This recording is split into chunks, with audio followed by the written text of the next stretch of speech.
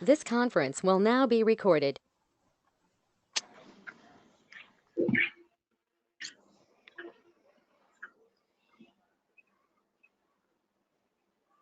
हम लोग 3-4 मिनट में सेशन स्टार्ट करेंगे। अभी लोग आ रहे हैं। जब आप हो उधर है ना? हाँ मैं हूँ यहाँ पे। और बताइए क्या क्या चल रहा है उधर? हाउ इज मुंबई नहीं अभी? इतनी तारीफ लिख दी गई है कि मैं भी अपने आप को सुनने के लिए एक्साइटेड हूँ। मैं भी एक्साइटेड हूँ। राहुल राज हमें बताइए। कुछ दिनों पहले हमारी टीम से किसी ने एक पोएट्री भेजा था। उसने बताया कि पता है आपको आदित्य को किसी ने भेजा था, ये दिव्य प्रकाश दुबे का। तो अच्छा, इनका अप्रेजल अच्छा होना चाहिए जितने भी भेजी थी। या बहुत सुंदर थी। I tell you the story. So this is Aditya. Sunday को मैं वैसे ही बैठकर आई थिंक कविता सुन रहा था और मैंने विकास को भेजी थी। विकास हमारे यहाँ अच्छा। राहुल राज का शागिर्द है। तो राहुल राज अच्छा, कविता लिखता है, शागिर्द। उस पर शाद विकास करता है। तो इसलिए विकास ने मेरे को, मैंने उसे कुछ भेजा, विकास ने मेरे को वापस ही उल्टी में भेजा और उसने भेजा आपने जो उस पर लिखी हुई है, दुखों पर लिखी हुई है कि छोटे छोटे दुख होते हैं, हर एक दुख को एक नाम दे देते हैं। किसी को पराया दुख कह देते हैं, किसी को अपना दुख कह देते हैं। तो मैंने सुना और मैंने विकास को, मैंने तुम्हें लिखा है कि इतना अच्छा तू लिखता नहीं था। कहते नहीं सर, ये तो दिव्य प्रकाश दुबे सर है। मैंने कहा इनका नाम मैंने सुना हुआ है, मैं राहुल राज को भेज देता हूँ, वो हमारे इंसाइक्लोपीडिया है। तो मैंने भेजा, कह दिया तो दिव्या है। तू तो ऐसे बोल रहा है जैसे कॉलेज में पढ़ा है इसके साथ। कैसे तेरे शादी पर इसी को तो बुलाने की बात कर रहा था मैं। तो आई वाज लाइक अच्छा ये वो दिव्य प्रकाश दुबे है। हाँ तो कहते हैं मैंने इससे रिक्वेस्ट कराई कि अगर टाइम हो तो ऑन थर्सडे और Friday he can generally have a small talk with our team. तो मैंने कहा बहुत अच्छा होगा। तो फिर मैंने आई थिंक हमारे टीम के ग्रुप पर डाला था। तो अमित जी भी इधर हैं, उन्होंने भी कहा कहते ये इनको मतलब आपके बारे में सुना हुआ है। So I think a lot of people who are नहीं वो fans of इसलिए भी सुना होगा ना क्योंकि राहुल जो वो चलाते थे पेज ना, अभी भी चलाते हैं जो भटसाला वाला। तो उस पे शुरू में जब नए नए हम लोग लेखक बनने की तैयारी में थे, तो मैं बड़ा ईमानदारी से कन्फेस करूं तो मैं सोचता था कि मैं राहुल को कैसे बोलूं कि यार वहां पे अगर पेज पे डाल देगा तो सब लोग जान जाएंगे, है ना। और बड़ा धीरे धीरे डरते हुए एक भेजते थे कि देखो अगर ठीक लगे तो मतलब शेयर कर देना। ऐसा शेयर कर देना भी लगता था कि बहुत ज्यादा हो गया बोलना। तो बट ये है कि जैसे राहुल भी बहुत स्मार्ट चूंकि आदमी है, तो जैसे ही कुछ भेजते थे तो अपने आप ही अगर ठीक लगता था तो ये बताना नहीं पड़ता था कि शेयर करना नहीं करना। फिर वेट करते थे रिफ्रेश कर करके, अरे भक्साला पे आया कि नहीं आया, भक्साला पे आया कि नहीं आया। तो मतलब और वो चूंकि मतलब मुझे लगता है 3-4 साल पहले इतने ज्यादा लोग उसको बहुत एक्टिवली फॉलो फॉलो करते थे कि मेरे को तो एक कॉलेज की एक मेरी बंदी थी, वो सिंगापुर में है। तो उन्होंने वहां पे देखा कुछ फोटो इन्होंने डाला था, तो वहां से कि अरे तुम तो मतलब भक्साला के पेज पे आ गए, मतलब you are arrived in life. तो Rahul Raj also arrived in life by putting his photo on Bhagsala. हाँ People got to know तो मैंने कहा यार Rahul Raj भी एक आदमी है। तो मैंने कहा कि तब मैं भी शो ऑफ कर देता था। तो मैं तो शो ऑफ कर देता, मैंने कहा अरे घर का ही लड़का है, बनारस में ही पढ़ा है।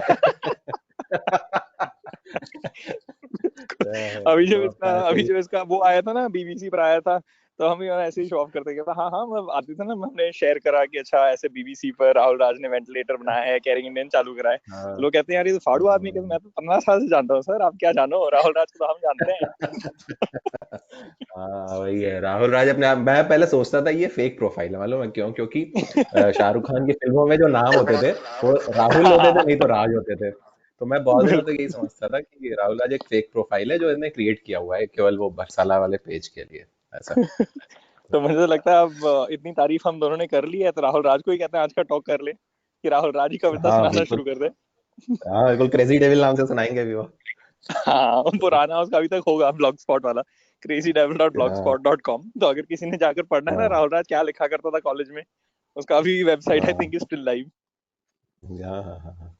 राहुल गायब ही हो गए मेरे ख्याल में। छुप गए हैं, भगसाला के आप पीछे कह छुप गए रहे हैं। हैं कि अच्छा तुम कर लो, तुम कर लो फिर मैं आता हूँ बाद में। अभी अचानक से बोल गया अच्छा सॉरी यार मैं तो बाथरूम गया था। क्या हुआ? आई थिंक धीरे धीरे लोग ज्वाइन तो करते ये जाएंगे। ऑडियो तो रहेगा कि ये वीडियो भी रहेगा इसमें जो हम लोग करने वाले हैं इसमें, ये जो हम है? लोग ऑडियो, अच्छा ठीक है। तो अच्छा। आप आ सकते हो ऑडियो वीडियो पे आ सकते हो, देन वी कैन स्टार्ट। हाँ तो ये वीडियो अच्छा आ गया ऑप्शन। सो मैं दिव्य बिकॉज टीम को इंट्रोडक्शन हल्का सा दे देता हूँ, और भी जो लोग ज्वाइन करते जाएंगे प्रोबब्ली पुट दैट।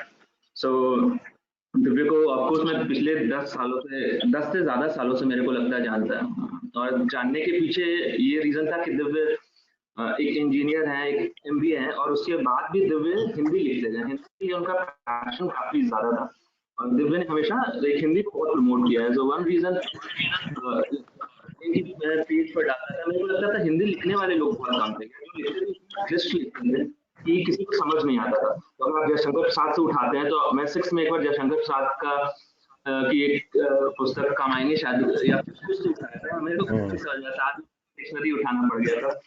तो दिव्य ने एक कम्प्लीटली एक नया सा स्टार्ट किया, नया दिव्य और इनके ग्रुप ने सब दिव्य हिंदी टेड टॉक देने वाले पहले इंडियन है, और पहले इंडियन क्या बल्कि पहले आदमी हिंदी में टेड टॉक उन्होंने दिया था। और उन्होंने एक्सएलआरआई, एक्सआईएमबी, आईआईएम सभी जगह जाके हिंदी को प्रमोट किया है। दिव्य को कहानी लिखना, कहानी बोलना, कहानी सुनना बहुत अच्छा लगता है। दिव्य ने कहानियों के लिए काफी काम किया। दिव्य नीलेश मिश्र के साथ भी कुछ दिनों तक थे, जो उनकी कहानियां आती थी, दिव्य ने उनके साथ काम किया, और अभी वो फुल टाइम हिंदी लिखने और मूवी राइटिंग, बुक राइटिंग में आ गए। तो ये बहुत इनफॉर्मल सा इंट्रोडक्शन था दिव्य का। दिव्य आप नहीं नहीं, बहुत बढ़िया और बहुत ज्यादा तारीफ हो गई। मेरी आवाज आ रही है सबको सही से? Yep, I can hear you quite clearly. Your video is off, I think. पहले बीच में चालू हुआ मैंने था। वीडियो बार बार मैं ऑन कर रहा हूँ, लेकिन वो हट जा रहा है। तो अच्छा, I think वो अच्छा, on हुआ था, हाँ। तो मुझे अच्छा, बाकी yeah, लोगों it's की gone off. शक्ल मुझे नहीं दिखेगी, ऐसा है? अच्छा, okay. I think no one else has turned on their video. बाकी Shubham, you'll have to switch off the screen sharing. वो शुभम ने screen sharing चालू कर रखी, तो इसलिए वो बार-बार वो now Divya, you can put on the video. एक मिनट, यहाँ पे गोली घूम रहा है इसमें।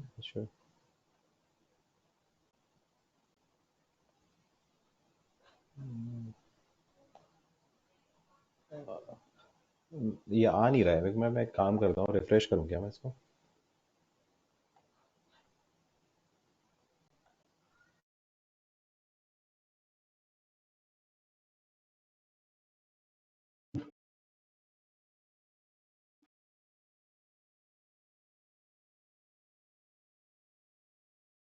शुरू में एक बार आया था वीडियो,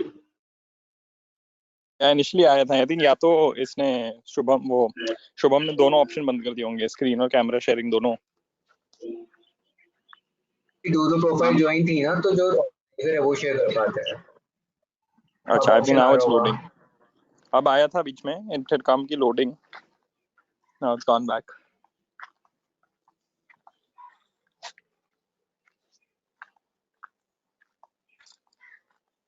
ये म्यूट अनम्यूट कर रहा है बार बार। अभी मेरी आवाज आ रही है? या एक बार और कैमरे का देख लेते। अभी दिख रहा है क्या? या इट्स कमिंग। परफेक्ट। तो बाकी लोग नहीं दिखेंगे? बाकी लोग मेरे को नंबर अल्फाबेट में ही दिखेंगे ऐसा? चेतना कहते हैं ना, क्या कहते हैं इमेजिनेशन को, क्या कहते हैं हिंदी में? कल्पना। आप कल्पना कीजिए। AJARVAMKYM आजकल अपने बच्चे को भी ABCD सिखा रहा हूँ मैं। TLDR। ठीक है, तो शुरू करें फिर हम लोग, अभी अगर है तो। I think that's start. ठीक है, तो फिर से दिव्य प्रकाश दुबे हैज लेफ्ट, ऐसा क्यों हो रहा है? देख रहे हो आप? बोलते जाओ, बताऊंगा मैं, कॉल करने अच्छा वाला अच्छा अच्छा, ठीक है। हाँ, फिर अगर कुछ ऐसा रहेगा तो मैं फोन ऑन ही रखा है, तो कॉल कर लेना मेरे को। तो बहुत बहुत धन्यवाद बुलाने के लिए, और बहुत बहुत धन्यवाद इतनी सारी तारीफ करने के लिए। इससे अच्छा क्या होगा कि आदमी बैठा हुआ है घर पे, और जहाँ पे उसको सब लोग नाकारा समझते हैं, उसको कहीं पे ऐसे वीडियो कॉन्फ्रेंसिंग में बुला के उसकी इतनी तारीफ की जाए और बताया जाए। तो ये जो जर्नी की, मैं इसलिए सारी बातचीत इसके अराउंड रखते हैं कि जैसे बहुत सारे लोगों के दिमाग में रहता है कि यार उनको कभी ना कभी लाइफ में एक किताब लिखनी है ना? या हम सब लोगों में से जैसे बहुत सारे लोग ऐसे होते हैं ना, जैसे हमारे दोस्त होते हैं कि वो जब कोई चीज बताते हैं ना, तो ओवर ड्रामेटिक करके बताते हैं कि अबे यार ये हुआ, अबे यार फलाने दिन ये हो गया। आप नॉर्मल एक कॉलेज का इवेंट है या कोई एक नॉर्मल ऑफिस की बात है, बट वो बहुत ही ड्रामेटाइज करके बताते हैं। और वो इंटरेस्टिंग हो जाती है, ऑर्डिनरी सी चीजें।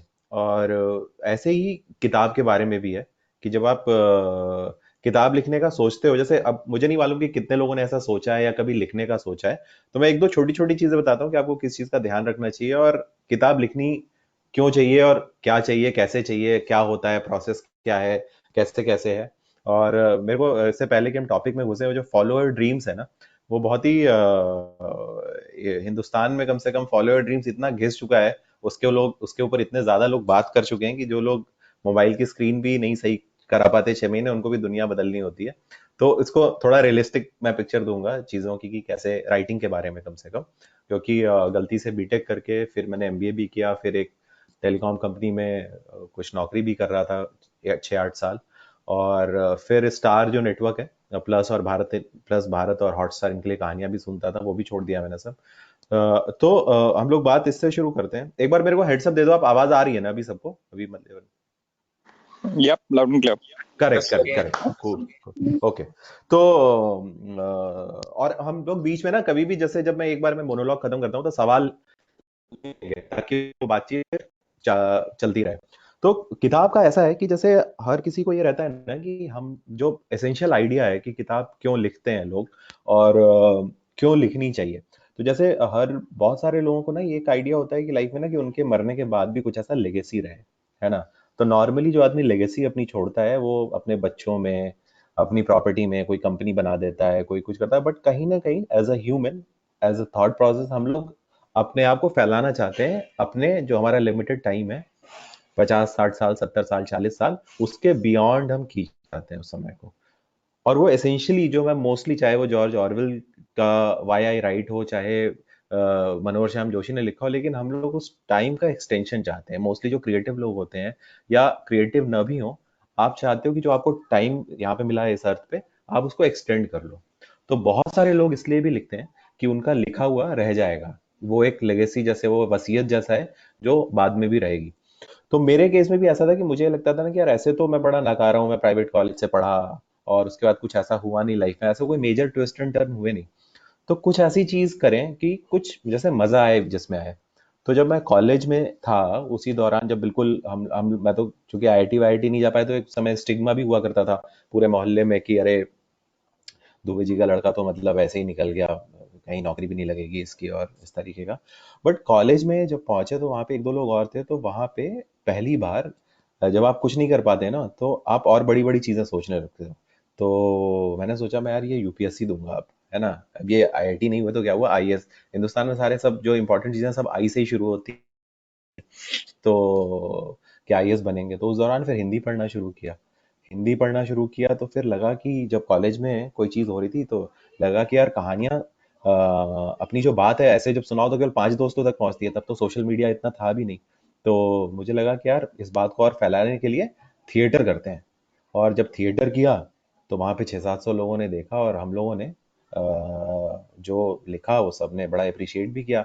और लगा यार ये तो मजा आ रहा है, मतलब कोई ऐसी, जैसे आप ऐसे देखो ना, जो 12th के बाद मैंने 2 साल तैयारी करी थी, उसके बाद एक प्राइवेट कॉलेज में ऐसे ही पढ़ रहे थे, चौथे साल 12th करने के चौथे साल बाद जाके रियलाइज हुआ कि अरे यार जो कुछ लिखने में है ना, जब ये लिखो तो ताली बजती है, और बड़ा एक सेंस ऑफ बीइंग पता चलता है कि हाँ यार ये काम मेरे लिए है, ये काम तो करने में मजा आ रहा है।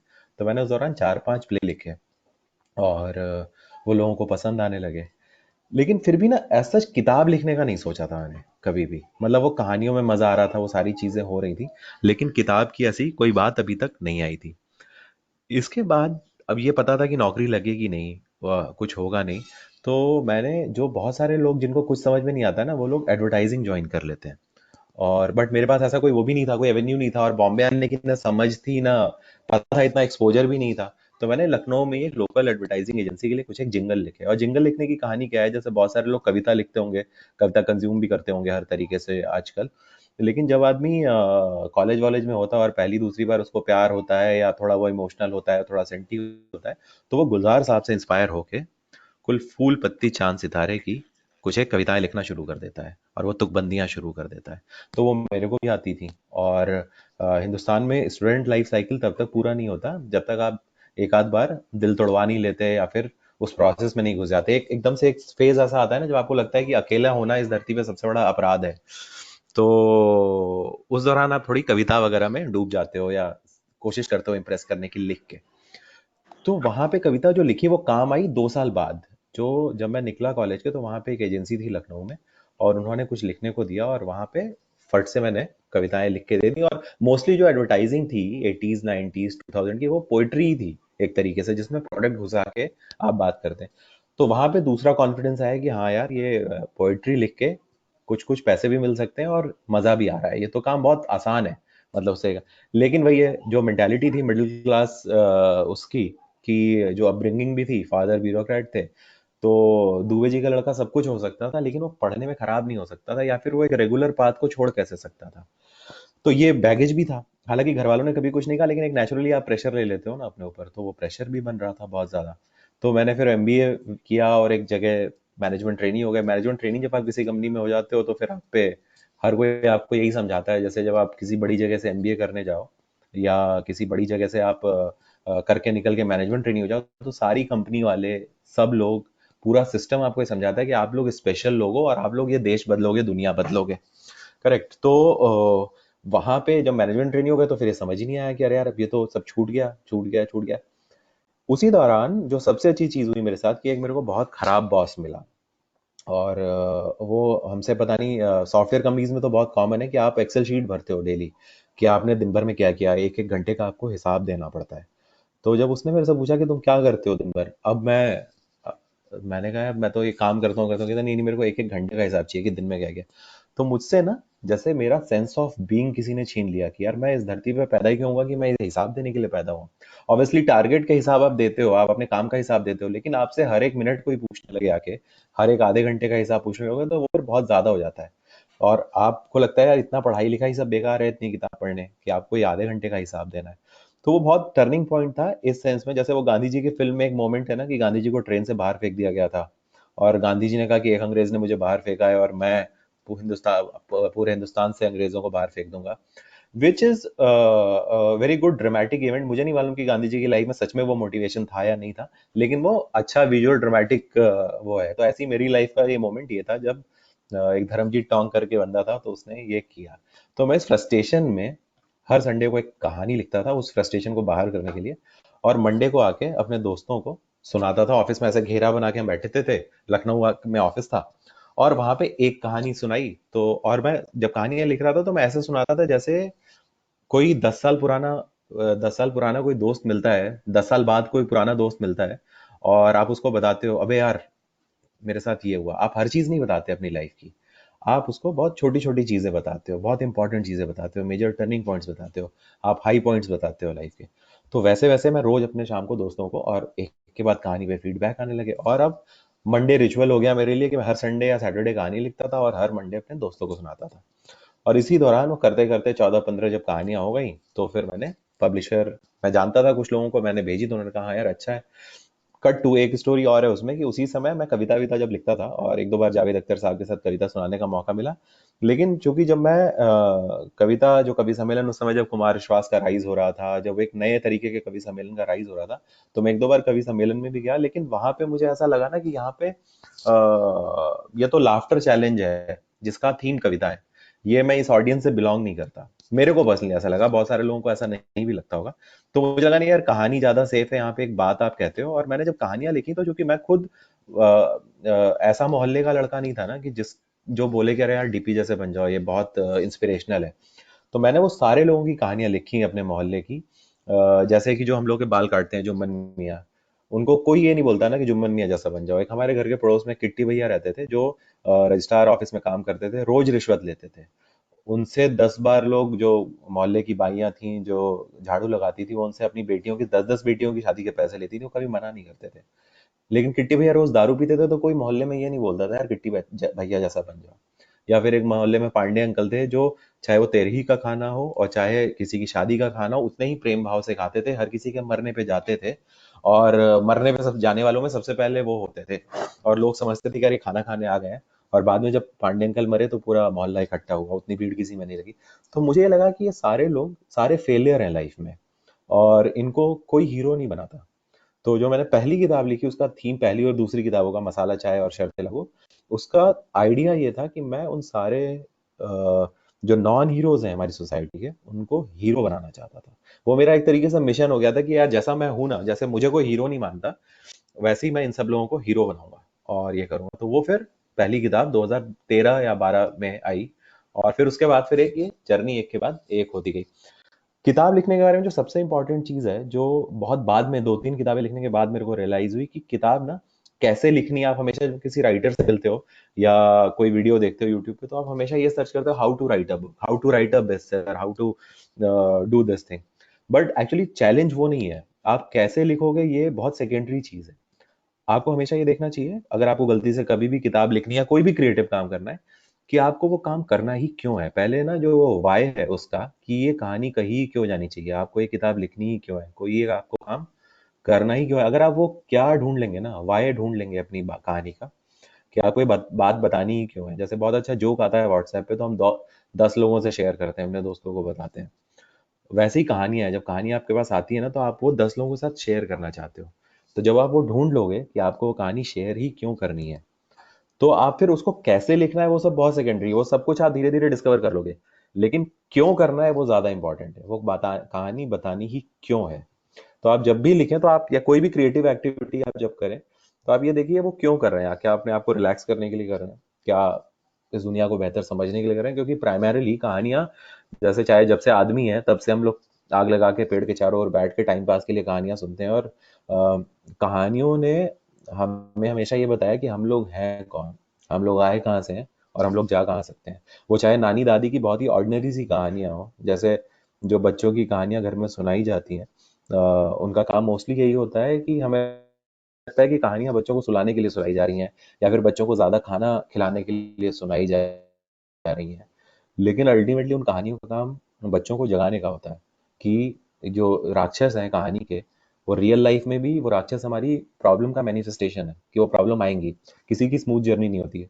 और वो कहानियां हमें बहुत ही सबकॉन्शियस में हमारे हिट करके बताती हैं कि राक्षस आएंगे, प्रॉब्लम आएंगी, लेकिन जो छोटा सा राजकुमार है या छोटी सी जो राजकुमारी है, वो एक दिन उसको पार कर लेगी और वो ओवरकम कर लेगी।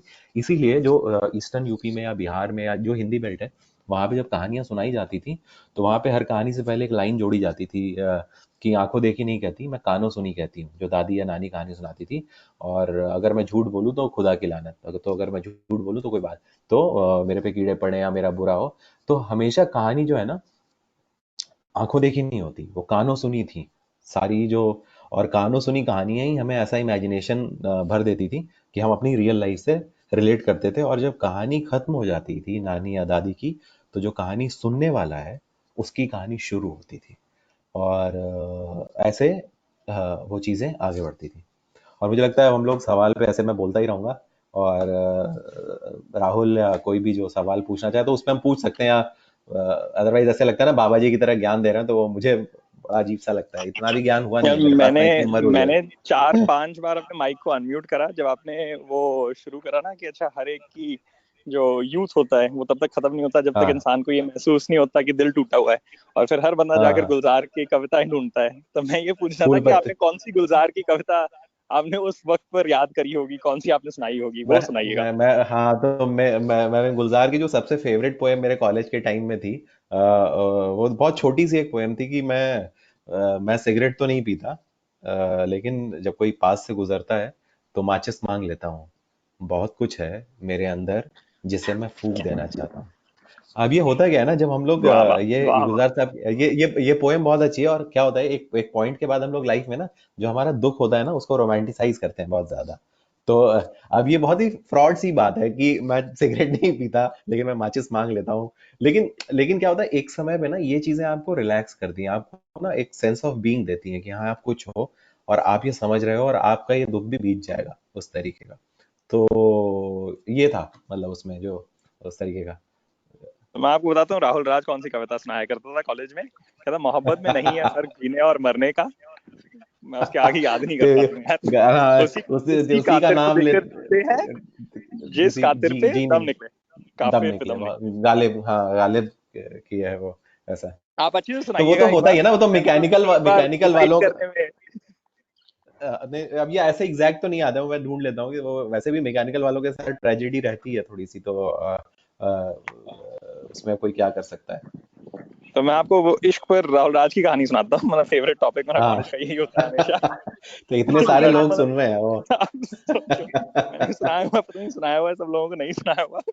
वो लड़का मतलब बिहार से हाँ आया था, जैसा अभी कोई उसे देखे ना हाँ लगता है हट्टा कट्टा में रेसलर वेसलर टाइप बना हुआ है। जब कॉलेज आया हाँ था, ही मस्ट हैव वेट हाँ 40 किलोज आई थिंक मैक्सिमम। और उसकी हाँ, अच्छा जितनी मतलब द एक्सटेंट ऑफ जो उसका वो विड स्पैन होगा ना हाथों का, उतनी उसकी मूंछ होती थी, छोटी सी मूंछ होती थी उसकी। और वो हाँ कॉलेज आया, एंड आई थिंक जब वो सैनिक स्कूल में पढ़ता था उस टाइम पर, सैनिक हाँ स्कूल में लड़कियां तो होती नहीं हाँ थी। तो कॉलेज हाँ आकर सब लोगों को बाकी जगह से ही अफसोस हो रहा था कि यार क्या कॉलेज है, हमारे पूरे बैच हाँ में देयर आर 2 गर्ल्स, 2 लड़कियां हैं, और पूरे हाँ हमारे हाँ, मतलब 1000 लोगों की अगर भर्ती हुई है तो मस्ट बी 40 गर्ल्स हैं, 40 लड़कियां हैं इधर। राहुल राज को वही चीज जन्नत लग हाँ रही थी, कहते हैं अरे तो इतनी ज्यादा लड़कियां हैं। तो उसको दूसरे या तीसरे दिन इश्क हो गया, और बास्केटबॉल कोर्ट जाकर कोई तो सीनियर पर इसका दिल आ गया। तो तब तक हाँ पता नहीं मेरी दोस्ती हुई भी थी नहीं हुई, इसने सबको बुला बुला कर ये सेम चीज बतानी शुरू करी थी। पर मेरे को कहते अच्छा यार आदित्य, मेरा ना दिल आ गया लड़की पर। तो मैंने कहा बढ़िया है। हाँ और मैं बचपन से मैं थोड़ा दिमाग मेरा उल्टा चलता था कि अगर कोई आकर मेरे को अपनी दिल की कहानी बताता था, मैं सोचता था इसमें मजे कैसे लिए जाएं। तो मैंने राहुल राज को कह दिया, मैंने कहा अच्छा यार तू सिंपल है। कहते यार कैसे करते हैं, बड़े शहर से तू आया है, बॉम्बे से दिल्ली से तू पढ़कर आया हुआ है, तो बता कैसे करते हैं कि अगर दिल आता है किसी लड़की के ऊपर। मैंने कहा कुछ नहीं करना होता, जा तू और दिल का इजहार कर दे, अपने प्यार का इजहार कर दे। तो कहता अच्छा ऐसे ही कर लूं। मैंने कहा हाँ हाँ जाकर ऐसे कर ले। अब लड़की ने ना इसको देखा हुआ है, लड़की ना इसका नाम जानती है ना इसको पहचानती है।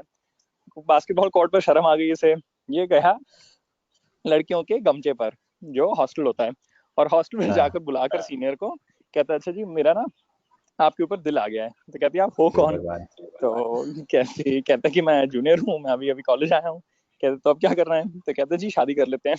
This is Rahul Raj, third day in college, talking to a girl for the first time. फिर भी कॉलेज निकल गया अच्छे से, और क्या चाहिए। हाँ फिर उसके बाद गुलजार की खूब, गुलजार गालिब की खूब इसने कविताएं ये सुनाई। मिल गई मेरे को, वो पोयम मिल गई, हजारों ख्वाहिशें ऐसी। मैं सुना देता हूँ 2 लाइनें जो राहुल राज शायद सुनाते होंगे या महसूस करते हैं। एक्चुअली कविताओं की अच्छी बात क्या होती है ना, कि आदमी के साथ ना भी गुजरा हो तो भी महसूस करता है, वो जो दुख ना भी गुजरे हो आदमी के साथ। तो ये जो लाइन है वो ये है कि मोहब्बत में नहीं है फर्क जीने और मरने का, मोहब्बत में नहीं है फर्क जीने और मरने का, उसी को देख कर जीते हैं जिस काफिर पे दम निकले। हजारों ख्वाहिशें ऐसी कि हर ख्वाहिश पे दम निकले। तो वो वैसे ही है अपना। इसको मैं थोड़ा सा, हम लोग डायरेक्शन बदलते हैं। आदित्य की बातों में उतना ही सच होता है जितना आजकल मीडिया की बातों में रहता है। तो नहीं लेकिन अच्छा देखो क्या है ना, अच्छा इससे ये दूसरा इंपॉर्टेंट लेसन है कि एक और चीज कहानियों में काम करती है, कि कहानी का जो सच होता है ना, वो जरूरी नहीं है कि सच हो। जैसे फॉर एग्जाम्पल अगर आप किसी को बताओ, जैसे आप लोग तो बनारस में बहुत लोग बीएचयू के हैं यहाँ पे, तो आप बताओ कि वो गंगा जी की घाट पे दशाश्वमेध पे या 80 पे वो गए नहाने हमारे रिश्तेदार, और वो कोई कपड़े लेके चला गया। अब ये ऐसा झूठ भी है और सच भी है, तो जरूरी नहीं है आपके साथ हुआ करो। तो कहानियां जो है ना, वो सच जैसे लगने वाले झूठों से ही बनती हैं। तो भले ये हुआ ना हो, कि भले आप तीसरे दिन ना गए, हो सकता है 5वें दिन गए हो सकता है 5वें साल गए हो या चौथे साल गए हो, लेकिन ना ये सुनने में मजा आ रहा है तो ये सच ही है, कहानी सच है फिर। Valid point. देखो तो एक और चीज मैं समझना चाहूंगा कि आपने कहानियां लिखी हाँ और आपने दो चीजें कही थी। एक तो ये कहा था कि आदमी को जब दुख होता है, जब उसका ईगो हर्ट होता है, जब उसको रियलिटी हाँ पता चलता है, तब वो लिखना शुरू हाँ करता है। जैसे दिल टूटता है तब कॉलेज में लिखता है, जब उसे समझ में आता है हाँ कि वो ऑर्डिनरी, मतलब ये रियलाइजेशन आपस अपने में बहुत बड़ा रियलाइजेशन है कि व्हेन यू रियलाइज कि ऑर्डिनरी है। जब उसका बॉस उसे पेलता है तब उसे रियलाइज होता है करेक्ट भाई मतलब दिस करेक्ट करेक्ट समथिंग। जब करेक्ट ग्लोरियस ग्लैमरस दुनिया में पहुंचता है और उसे रियलाइज होता है कि सब कुछ फेक है, तब वो लिखता है।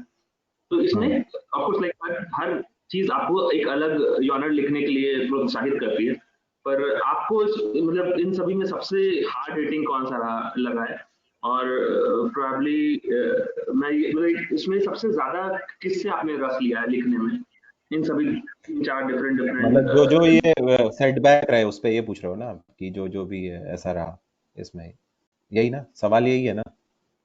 यही सवाल है कि जब दिल टूटता है तब आपने कैसा लिखा, जब आपको ये समझ में आया कि दुनिया मतलब हम ऑर्डिनरी है, तब कैसा हाँ तो क्या ओके लिखा। ओके ओके ओके ओके, इसमें ना मैं एक चीज बताता हूँ, जो सबसे इम्पोर्टेंट चीज काम की ना, जैसे देखो ऑफिस में डांट पड़ना और ये सब ना, ये बहुत ऑर्डिनरी चीजें हैं, ऐसी ये बहुत ऐसी कोई ऐसा वर्ल्ड क्लास एक्सपीरियंस नहीं है कि जिसकी वजह से आदमी कोई लेखक बनेगा या बनेगा।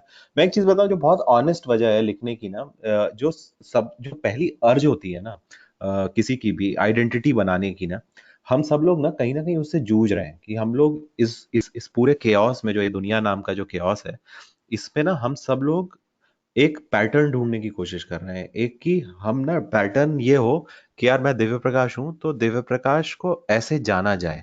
हम सबके दिमाग में ना हमारी एक इमेजरी होती है, हमारा एक प्रोजेक्शन होता है। तो वो बहुत काम करता है। अब वो कई सारी चीजें बिल्ड करती हैं। जैसे फॉर एग्जांपल जो मैं किट्टी भैया वाली बात बता रहा था ना, जैसे एक मोहल्ले में एक भैया होते हैं ना कि जो किसी भी बात में बोलते हैं, जो शायद आप जब पहला कार्ड देने जा रहे होते हो किसी लड़की को तो शायद खरीद के वो दे देते हैं, या अपना स्कूटर दे देते हैं, या अपनी बाइक दे देते हैं, और वो कहते हैं भाई टेंशन मतलब मैं नौकरी लगवा दूंगा, भाई टेंशन मतलब मैं वहाँ एडमिशन करा दूंगा, भाई टेंशन मतलब। ऐसे मोहल्ले में एक समय में ऐसे बड़े भाई हमारे हुआ करते थे जो मोस्टली कॉलेज में सीनियर हो जाते हैं कई बार, उस तरीके के जिसपे आपका जो गो टू पर्सन होता है ना, 2 AM पर्सन, कि आप जाओगे जिस तरीके। तो जो मेरी लाइफ में क्या हुआ था कि हमारे घर के पड़ोस में जस्ट ऐसे ही किट्टी भैया थे, वो कैंसर से उनकी डेथ हुई। और मुझे ये लगा कि यार किट्टी भैया जैसा क्लासिक आदमी तो मरना ही नहीं चाहिए। तो मैंने जो पहली कहानी टेक्निकली लिखी थी, जो किताब में भी आई और जो अदरवाइज भी जो कहानी की तरीके से कहानी लिखी थी, वरना या तो प्ले लिखे थे या शॉर्ट फिल्म में लिखी थी, तो मुझे लगा यार मैं किट्टी भैया को मरने नहीं दूंगा। और मैं किट्टी भैया को मरने कैसे नहीं दे सकता था जो आदमी मर गया हो। तो मैंने किट्टी भैया की कहानी लिखी। और मुझे लगा कि लिख के मैं इस आदमी को बचा लूंगा। लिख के जैसे ही वो चीज लिख के एक डॉक्यूमेंट हो जाएगी तो वो हिस्ट्री हो जाएगी। वो एक एक ऐसी चीज हो जाएगी जिसको कभी कोई मिटा नहीं पाएगा। तो मेरे अंदर ना सारी चीजों का अर्ज ये था कि मैं इसको बचा लूं, मैं ये चीज एक्सप्रेस कर लूं, और जिसमें आदमी जैसे वो कहानी जो है भी जो पहली किताब में है किट्टी भैया, आप जो पढ़ने के बाद आपको ये लगता है कि हाँ यार मेरे को ना अगर मैं कभी लाइफ में बन पाया तो मैं ऐसा किट्टी भैया ऐसा बनूंगा कि मेरे पास मोहल्ले के, मेरे कॉलेज के, मेरे ऑफिस के, या कोई भी मेरे कलीग या कोई भी बेझिझक मेरे पास आए और अपनी कोई भी प्रॉब्लम मुझे बता दे और मैं उसका सोल्यूशन दे पाऊं। ये अपने आप में बहुत बड़ा इंस्पिरेशन है ना एज अ ह्यूमन, कि मैं ऐसा हो पाऊं कि मेरे पास हर प्रॉब्लम का सोल्यूशन हो। मैं किसी को भी, मेरे घर जैसे जब कर्ण के यहाँ कोई जाता था तो वो उसको खाली हाथ नहीं लौटाता था, तो मैं वैसा हो पाऊं। और किट्टी भैया वाज दैट कैरेक्टर। तो वो मेरी लाइफ में ट्रिगर हो रहा कि मैंने जब उनकी, जिस दिन उनका क्रिमेशन था, मैंने उसी दिन वो पहली कहानी लिखी, क्योंकि मुझे मालूम था कि मैं यार इस आदमी को मरने नहीं दूंगा, मैं ये नहीं होने दूंगा। और उस प्रोसेस में मैं अपने बारे में रियलाइज किया, मतलब मैंने ये जैसे किट्टी भैया के प्रोसेस मैंने ये रियलाइज किया कि हाँ अब किट्टी भैया नहीं है, तो इस कहानी को पढ़ के मुझे 100 किट्टी भैया पैदा करवाने हैं जो कहीं ना कहीं रियलाइज करें, जो अपनी दुनिया बदले। तो वो था अप्रोच। क्योंकि देखो ये सब जो ऑफिस कॉलेज में ना, जैसे ये कि खास करके जब आप 1 से 2 होने की कोशिश कर रहे होते हो, क्योंकि एक समय माहौल ऐसा हो जाता है कि आपको अकेले होना उतना कूल नहीं लगता है। आपको लगता है कि चलो यार ये जो दोस्त है, मेरे जो करीबी दोस्त हैं, जो मेरी सारी बातें समझते हैं, लेकिन कुछ बातें ऐसी हैं जो मैं इनको नहीं बता सकता। तब आप सोचते हो कि चलो यार अच्छा एक गर्लफ्रेंड होनी चाहिए। वो नेचुरल भी है, इसमें कोई ऐसी बात नहीं है, लेकिन ना वो कभी ट्रिगर नहीं होता। वो इस तरीके का ट्रिगर नहीं होता है। इवन आपको कोई बॉस भी बहुत वो करते हैं, वो भी एक पॉइंट तक, देखो क्या है ना, एक पॉइंट तक ही चीजें आपको परेशान करती हैं। उसके बाद आपको भी अंदर ही अंदर पता होता है कि आप कितना परेशान हो रहे हो और किस हद तक कोई आपको परेशान कर सकता है। और हमेशा मैं मानता हूँ कि अपने अंदर एक लिमिट होनी चाहिए कि आपको एक हद से ज्यादा, चाहे दुनिया में पहाड़ टूट पड़े, प्रलय आ जाए, एक हद से ज्यादा ये दुनिया आपको परेशान नहीं करनी चाहिए। हर चीज आपको परेशान नहीं करनी चाहिए। वो एक कोपिंग मैकेनिज्म हर कोई बना लेता है अपना। तो वो था। बट आप पूरी दुनिया से भागकर अपने आप से नहीं भाग सकते ना। आपका अपना जो प्रोजेक्शन है वही आपसे लिख पाता है कि आप वो चाहते हो कि वो एक्स्ट्रा बिट आप क्या कर रहे हो। जैसे अनफॉर्चुनेटली क्या होता है कि हम लोग एक वो बिल्कुल मोल्ड वाली चीजों में चले जाते हैं ना, कि यार अच्छा ठीक है। आप जैसे मेरे बहुत सारे दोस्तों का प्रोजेक्शन क्या है जो मेरे साथ MBA कर रहे थे या बीटेक कर रहे थे, वो अमेरिका चले गए कुछ लोग। फिर वो लोग कहते उन्होंने एक 2 कमरे का घर ले लिया नोएडा में, फिर उसके बाद फिर एक और थोड़ा पैसा हो गया, फिर एक और गाजियाबाद में ले लिया, फिर एक लखनऊ में ले लिया। और मैं देखता हूँ कभी कभी उनको, तो मेरे को बड़ा अजीब सा लगता है कि पूरी जिंदगी उनके पास 10 कमरे होंगे, है ना, और उस 10 कमरों के लिए वो अपनी पूरी जिंदगी उन्होंने इस बात के लिए, पूरी जिंदगी और अपने बॉस की बात भी सुनी, पूरी जिंदगी उन्होंने एक अनकंफर्टेबल लाइफ भी जी, पूरी जिंदगी उन्होंने EMI भी देते रहे। तो वो मुझे पर्सनली अपना प्रोजेक्शन मेरा लाइफ को लेके नहीं था, और बावजूद उसके कि उनके पिताजी के भी एक घर या कोठी होगी कहीं घर में, या नहीं भी होगी, वट, जहां पे आपको एक घर, एक गाड़ी, 2 गाड़ी नहीं पूरा आपकी कर पाते ना, तो फिर इसका मतलब कहीं ना कहीं वो उस रेस का प्रॉब्लम है। फिर आपको ये भी लगता है कि यार आप उस रेस में पीछे छूटे जा रहे हो, पीछे छूटे जा रहे हो। तो वो एक बार ना हर किसी को रुक के, और मेरे ख्याल में लॉकडाउन बहुत अच्छा समय, एक बार रुक के ना देखना चाहिए कि यार डायरेक्शनली हम जा कहाँ रहे हैं। जैसे एक वो कोट भी था बुक में ही मेरे कि life is not about distance, it's about direction. Right. तो किट्टी भैया, इश्क मोहब्बत पर आपने काफी सारा लिखा है, मेरे को लगता है पिया मिलन चौक एक आपकी काफी हाँ फेमस हाँ। रही है, और उस पे हम्म। आप कुछ बताइए मेरे को, इश्क मोहब्बत थोड़ा शेयर हाँ कीजिए। हाँ, तो वो मैं बताता हूँ। एक एक्चुअली ना मैंने इधर एक सीरीज की, अमेजॉन ऑडिबल लॉन्च हुआ इंडिया में, और ऑडिबल फ्री ऐप है। तो ऑडिबल सुनो जो है वो फ्री ऐप है, वहाँ पे बहुत सारे शोज हैं। वहाँ पे इनफैक्ट एक पंकज त्रिपाठी का इंटरव्यू लिया है अनुपमा चोपड़ा ने, वो बहुत अच्छा है। तो उसी में मेरी भी एक सीरीज मैंने की थी उनके लिए, ओरिजिनल सीरीज, पिया मिलन चौक नाम से। और पिया मिलन चौक का आइडिया ये था कि जब हम लोग बीटेक कर रहे थे, तो जो गर्ल्स हॉस्टल के पास वाला चौराहा हुआ करता था, उसको हम लोग पीएमसी बोलते थे। और जैसे जो बीएचयू में तो वर्ल्ड फेमस है पीएमसी, जो घुसते ही है वहां पे। और ऐसे हमारे कॉलेज में था, मतलब हम लोग इतना, जो इंजीनियर लोग इतना कूल काम करते थे कि अपने कॉलेज के पीएमसी को गूगल में टैग करा लेते थे। और तो और एक समय कॉलेज में ऐसा होता था ना कि अगर किसी लड़की ने बोल दिया है कि अरे हमसे पीएमसी पे मिलने आना, तो मतलब जो आपका दोस्त से, बेस्ट फ्रेंड से प्यार वाली जो दूरी है, वो सारे लेवल क्रॉस हो गए। तो मेरे दिमाग में ना ये पीएमसी बहुत दिनों से था कि पीएमसी जो है इसके अराउंड कुछ होना चाहिए। और जैसे कॉलेज में तो पीएमसी फिर भी इजी है। जैसे लखनऊ शहर में जब मॉल नहीं होते थे, तो वहां का पीएमसी वहां का चिड़ियाघर था। पिया मिलन चौक, पिया मिलन सेंटर, पिया मिलन चौराहा। इलाहाबाद में वो पीएमसी कंपनी बाग था। भोपाल में वो जो झील है उसके पास में जो एरिया है वो है। ऐसे ही अलग अलग शहरों में अलग अलग है। जैसे जगराते होते हैं जब मोहल्लों में, तो नॉर्मली हम लोग जब बड़े होते थे तो लड़कियां इतनी देर तक घर से बाहर नहीं निकल पाती थी। तो जब जगराते होते थे तो लड़कियां बाहर निकलती थी। तो जो 9 दिन का जो देवी जी की पूजा हो रही होती थी, तो वो भी एक तरीके का छोटा मोटा पिया मिलन चौक हो जाता था। या फिर जब छत पे पतंगबाजी होती थी, या बनारस में जैसे रेलवे कॉलोनी में क्रिकेट हुआ करता था, तो वहां पे आप एक तरीके से वो छोटे, जहां पे भी छोटे शहर के एक हीरो और कोई छोटी शहर की हीरोइन, और वो ऑर्डिनरी हीरो जो कोई हीरोइक एक्ट नहीं करते थे लाइफ में, वो जब मिलते थे तो वो पीएमसी हो जाता था। तो पीएमसी जो मैंने सीरीज की थी, उसकी एक कहानी का छोटा सा हिस्सा सुनाता हूँ मैं। ये पहली कहानी है जो लखनऊ के उसमें लिखी गई थी, इसका नाम है चिड़ियाघर। और इस कंटेक्स्ट के साथ सुनाता हूँ। तो ये कहानी शुरू होती है ऐसे कि हर छोटे बड़े किसी भी साइज के शहर में कुछ ऐसे पॉइंट्स होते हैं जहां पर दो प्यार करने वाले दुनिया से, शहर वालों से, मोहल्ले वालों से, यहाँ तक कि अपने घर वालों से बेखबर सबसे नजर बचाकर मिलते हैं। ऐसी कुछ जगहों के नाम हर शहर में चाहे जो भी हो, असल में ये जगह होती हैं पिया मिलन चौक। आज जिस पिया मिलन चौक की कहानी मैं सुनाने जा रहा हूं, वो शहर है लखनऊ।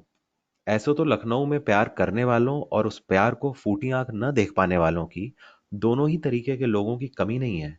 और न ही लखनऊ में ऐसे पिया मिलन चौकों की कमी है। लेकिन आज मैं आपको बताता हूं कि लखनऊ में एक बहुत ही खास पिया मिलन चौक जो है लखनऊ का मशहूर चिड़ियाघर। आप 1 मिनट के लिए सोचिए कि पड़ोस में बेचारा शेर अपनी शेरनी से दूर गर्मी में बेचैन होकर पूरे पिंजड़े में टहल रहा है, और इधर सामने पीपल के पेड़ के सामने लगी हुई टूटी सी बेंच पर दो लोग बैठकर अपने बच्चों के नाम सोच रहे हैं। सीन कुछ ऐसा है कि लड़की की आवाज आ रही है, वो बोल रही है, देखो अगर लड़की हुई तो नाम होगा स्वाति। यह सुनकर लड़के ने सवाल पूछा, और लड़का हुआ तो? अब लड़का हुआ तो तुम बताओ। लड़का हुआ तो उसका नाम रखेंगे आयुष। लड़के ने तुरंत ही अपना फैसला सुना दिया।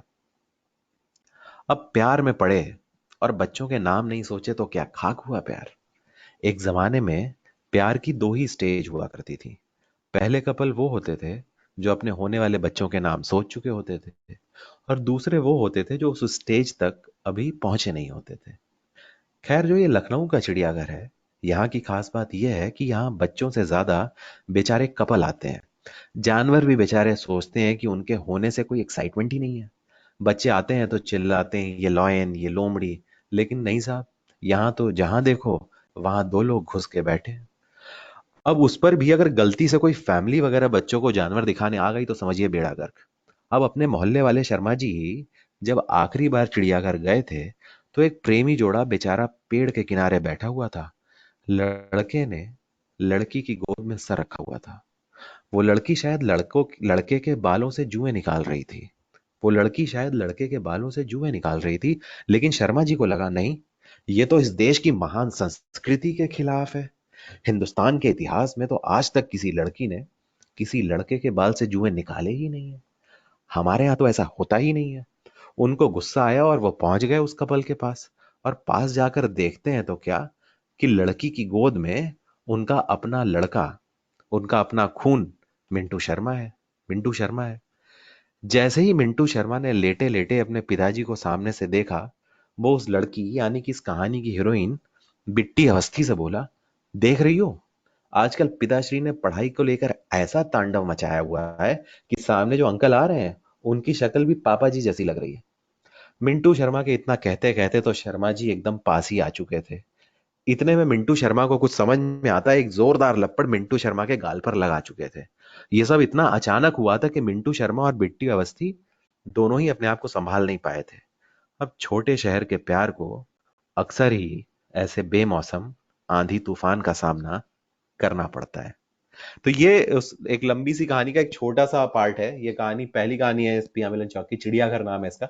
तो आप लोग इसको सुन सकते हैं, और वहां पे ऑडिबल सुनो नाम की एक ऐप है, तो वहां पे। तो मतलब बेसिकली आइडिया ये था कि हर छोटे शहर के उस माहौल को कैप्चर किया जाए, जो देख के, जो महसूस करके हम लोग बड़े हुए हैं। फिर काफी अच्छे से सुनाया आपने, आपकी आवाज काफी अच्छी है, और इंटरनेट के हाँ कारण भाई मेरे को लगता है कहीं कहीं रुक रहा है। क्या क्या वो काफी स्मूथ स्टोरी है। मैं कह रहा हूँ कि अगर हम लोग स्क्रीन पर देख कितना अच्छा लग रहा है, तो मेरे को लगता है लाइव सुनने में काफी मजा आता है। और हाँ, नहीं नहीं, आवाज तो लाइव आके ऑफकोर्स कभी करते लाइक हैं ऑफिस में। सही सही। सो आपने जनरली स्टोरी का जो आपका ये सफर रहा है, वो आपने हम्म अपने मोहल्ले से लिखना शुरू किया, और फिर आपने हम्म। इंडस्ट्री को भी देखा है, रेडियो हाँ को भी हाँ। देखा है, आप भी देख रहे हैं। तो ये पूरा सफर जो रहा है कहानी नामे का, या आप दस्ता कोई इसे कहते हैं शायद, तो वो है आपका, और उसमें कब हाईज एंड लोज आपने आपके कभी बहुत आए हुए, कभी कभी कुछ कहानियां कहने में आपको बहुत अच्छा लगा होगा, कभी कभी हम्म। वो कहानी सुनाते सुनाते आपको लगता होगा कि ये शायद ये कहानी आपने लिखना चाहते थे। तो ओवरऑल कैसा सफर, हम्म। कैसा रहा है, थोड़ा उसको बताइए।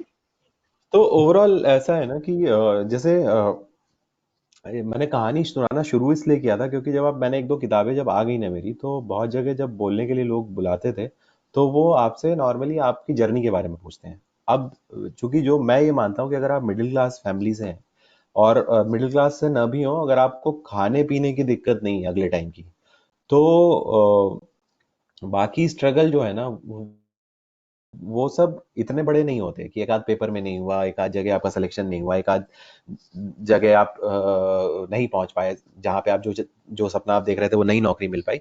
बाकी सब मुझे बहुत ना स्ट्रगल इतने बड़े नहीं लगते। तो जब मैं मिडिल क्लास फैमिली से जो कि आता हूँ तो ना, मेरे को हमेशा लगता है कि वो स्ट्रगल इतना बड़ा नहीं था, और मैं बड़ा बोर हो जाता था ये बताते बताते कि यार ये अपने बारे में बात करनी पड़ रही है। तो ऐसे ही मैं रैंडम कहीं पे गया हुआ था, और मैं कहानियां चूंकि छोटी मोटी भी लिखता ही था, तो मैंने ऐसी ऑडियंस में से किसी को पूछा कि आपका नाम क्या है, तो उन्होंने बताया कि मेरा नाम नेहा है। इधर किसी का पूछा तो उन्होंने बताया मेरा नाम राहुल है।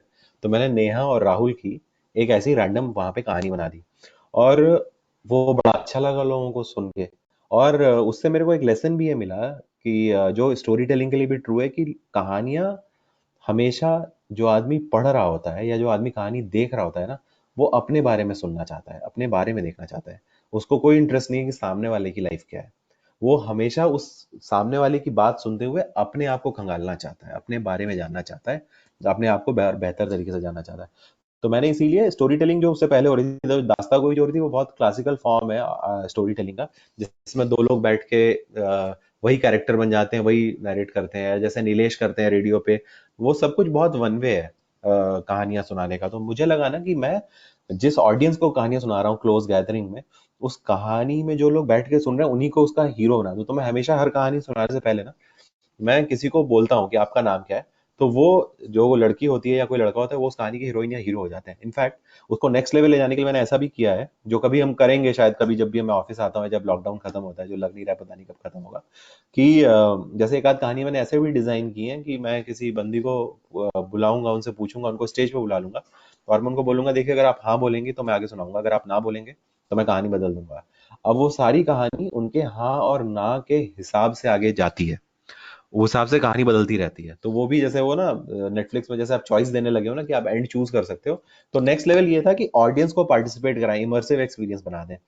तो ये अच्छा रहा उसमें। जैसे स्टोरी टेलिंग में जो जर्नी एज सच हमेशा अच्छी रही। मैंने ये देखा ना, कोई बात आपको जब कन्वे करनी होती है ना, तो आप कहानियों में पैकेज करके, जैसे हमारे घर पे जब बच्चे होते हैं हम लोग, तो जो दवाइयाँ खिलाई जाती है ना, मैं तो दवाई शुरू में बच्चे नहीं खाते, उन्हें तीखी लगती है या कड़वी लगती है, तो उन लोगों को चाशनी में डाल के या उसमें गुड़ डाल के वो दवाई दे दी जाती है।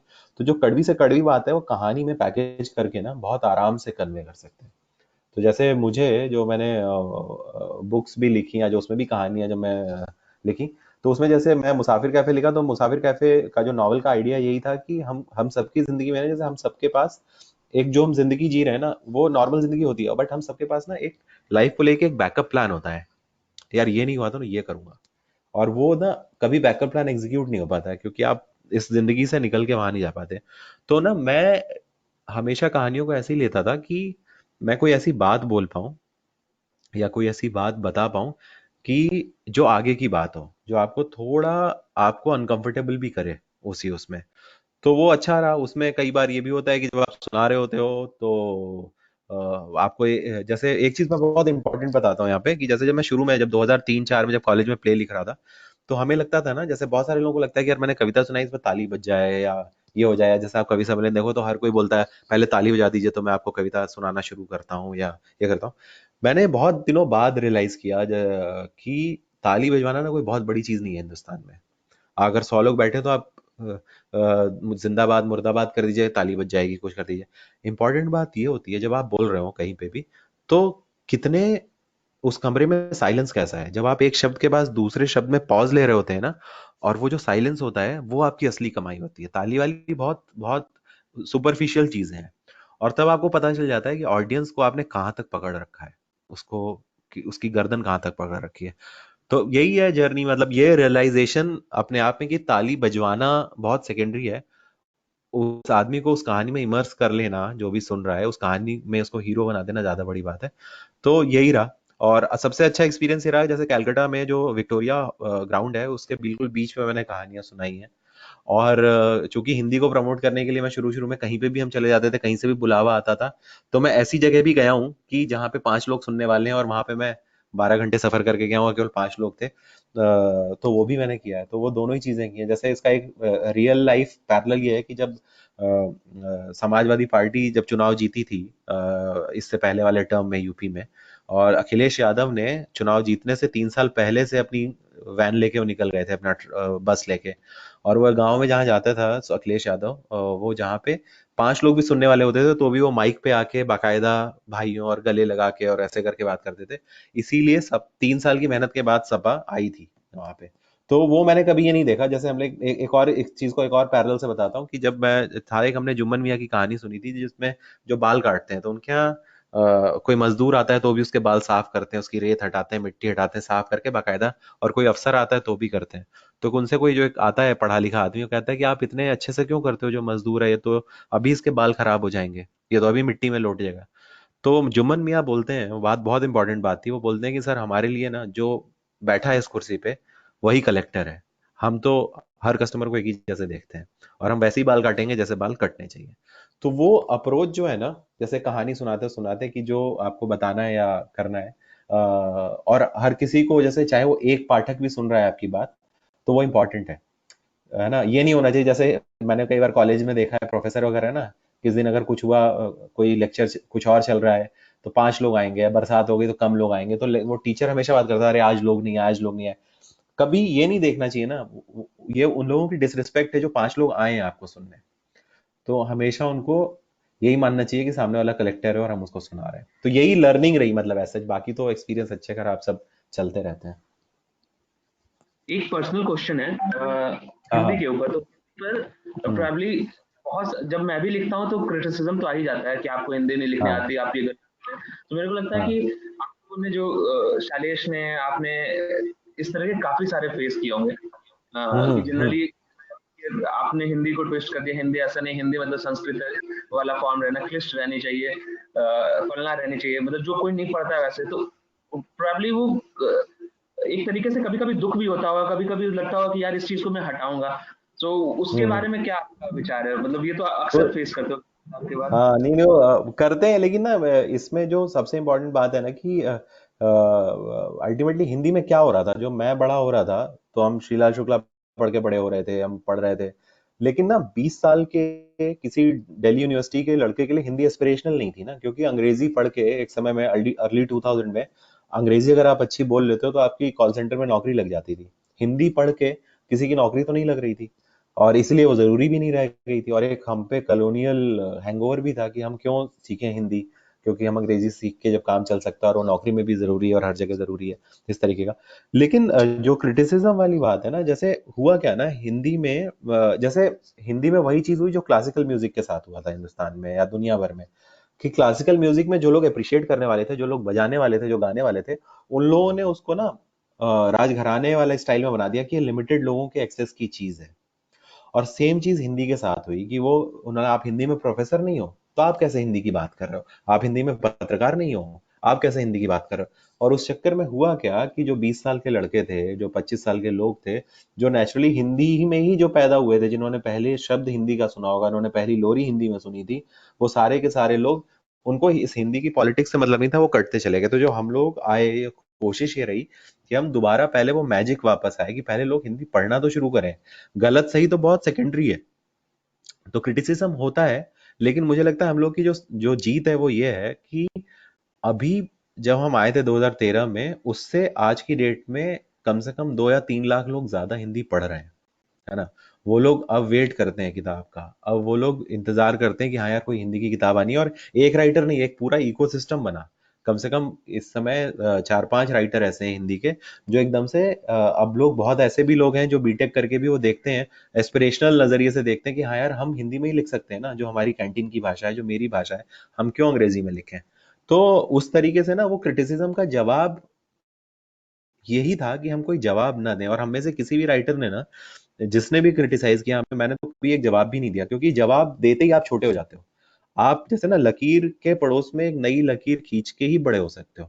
तो हम लोगों ने ये नहीं कहा कि हम गलत कर, मतलब ये जवाब कभी नहीं दिया, हमने अपना अप्रोच ये रखा कि ज्यादा लोग तक जाएंगे तो फिर कभी, जैसे हम लोग का भी अप्रोच यही है ना, जैसे कि जो हमारी किताब पढ़ के आदमी क्लासिक्स की तरफ भी जाए, ऐसा तो हम रोक नहीं रहे, हमारा अप्रोच भी यही है।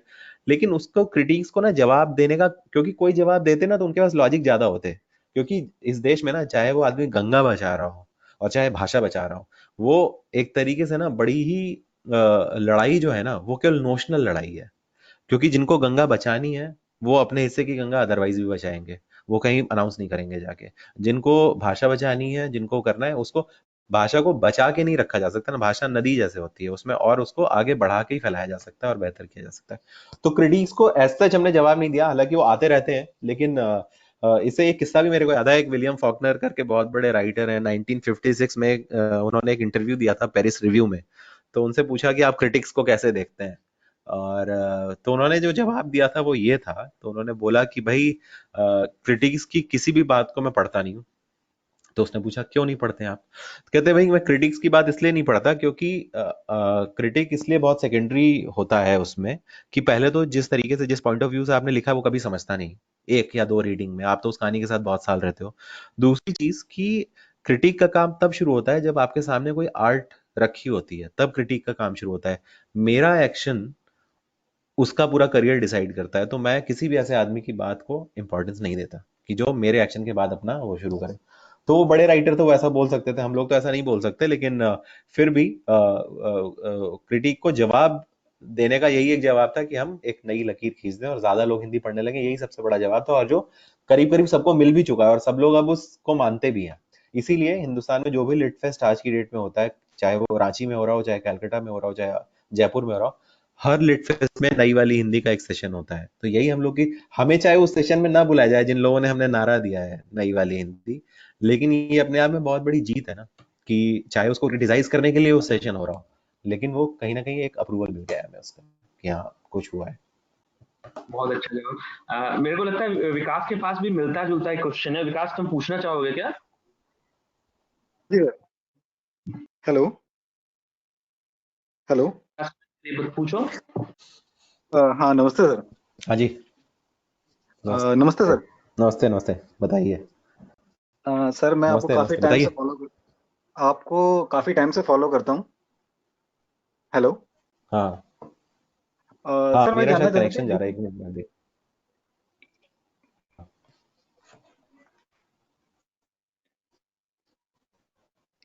हेलो। मेरे को तो आ रही है आवाज। आई एम नॉट श्योर एक दिव्या सेकंड एक को आ सेकंड। रही है नहीं आ रही है।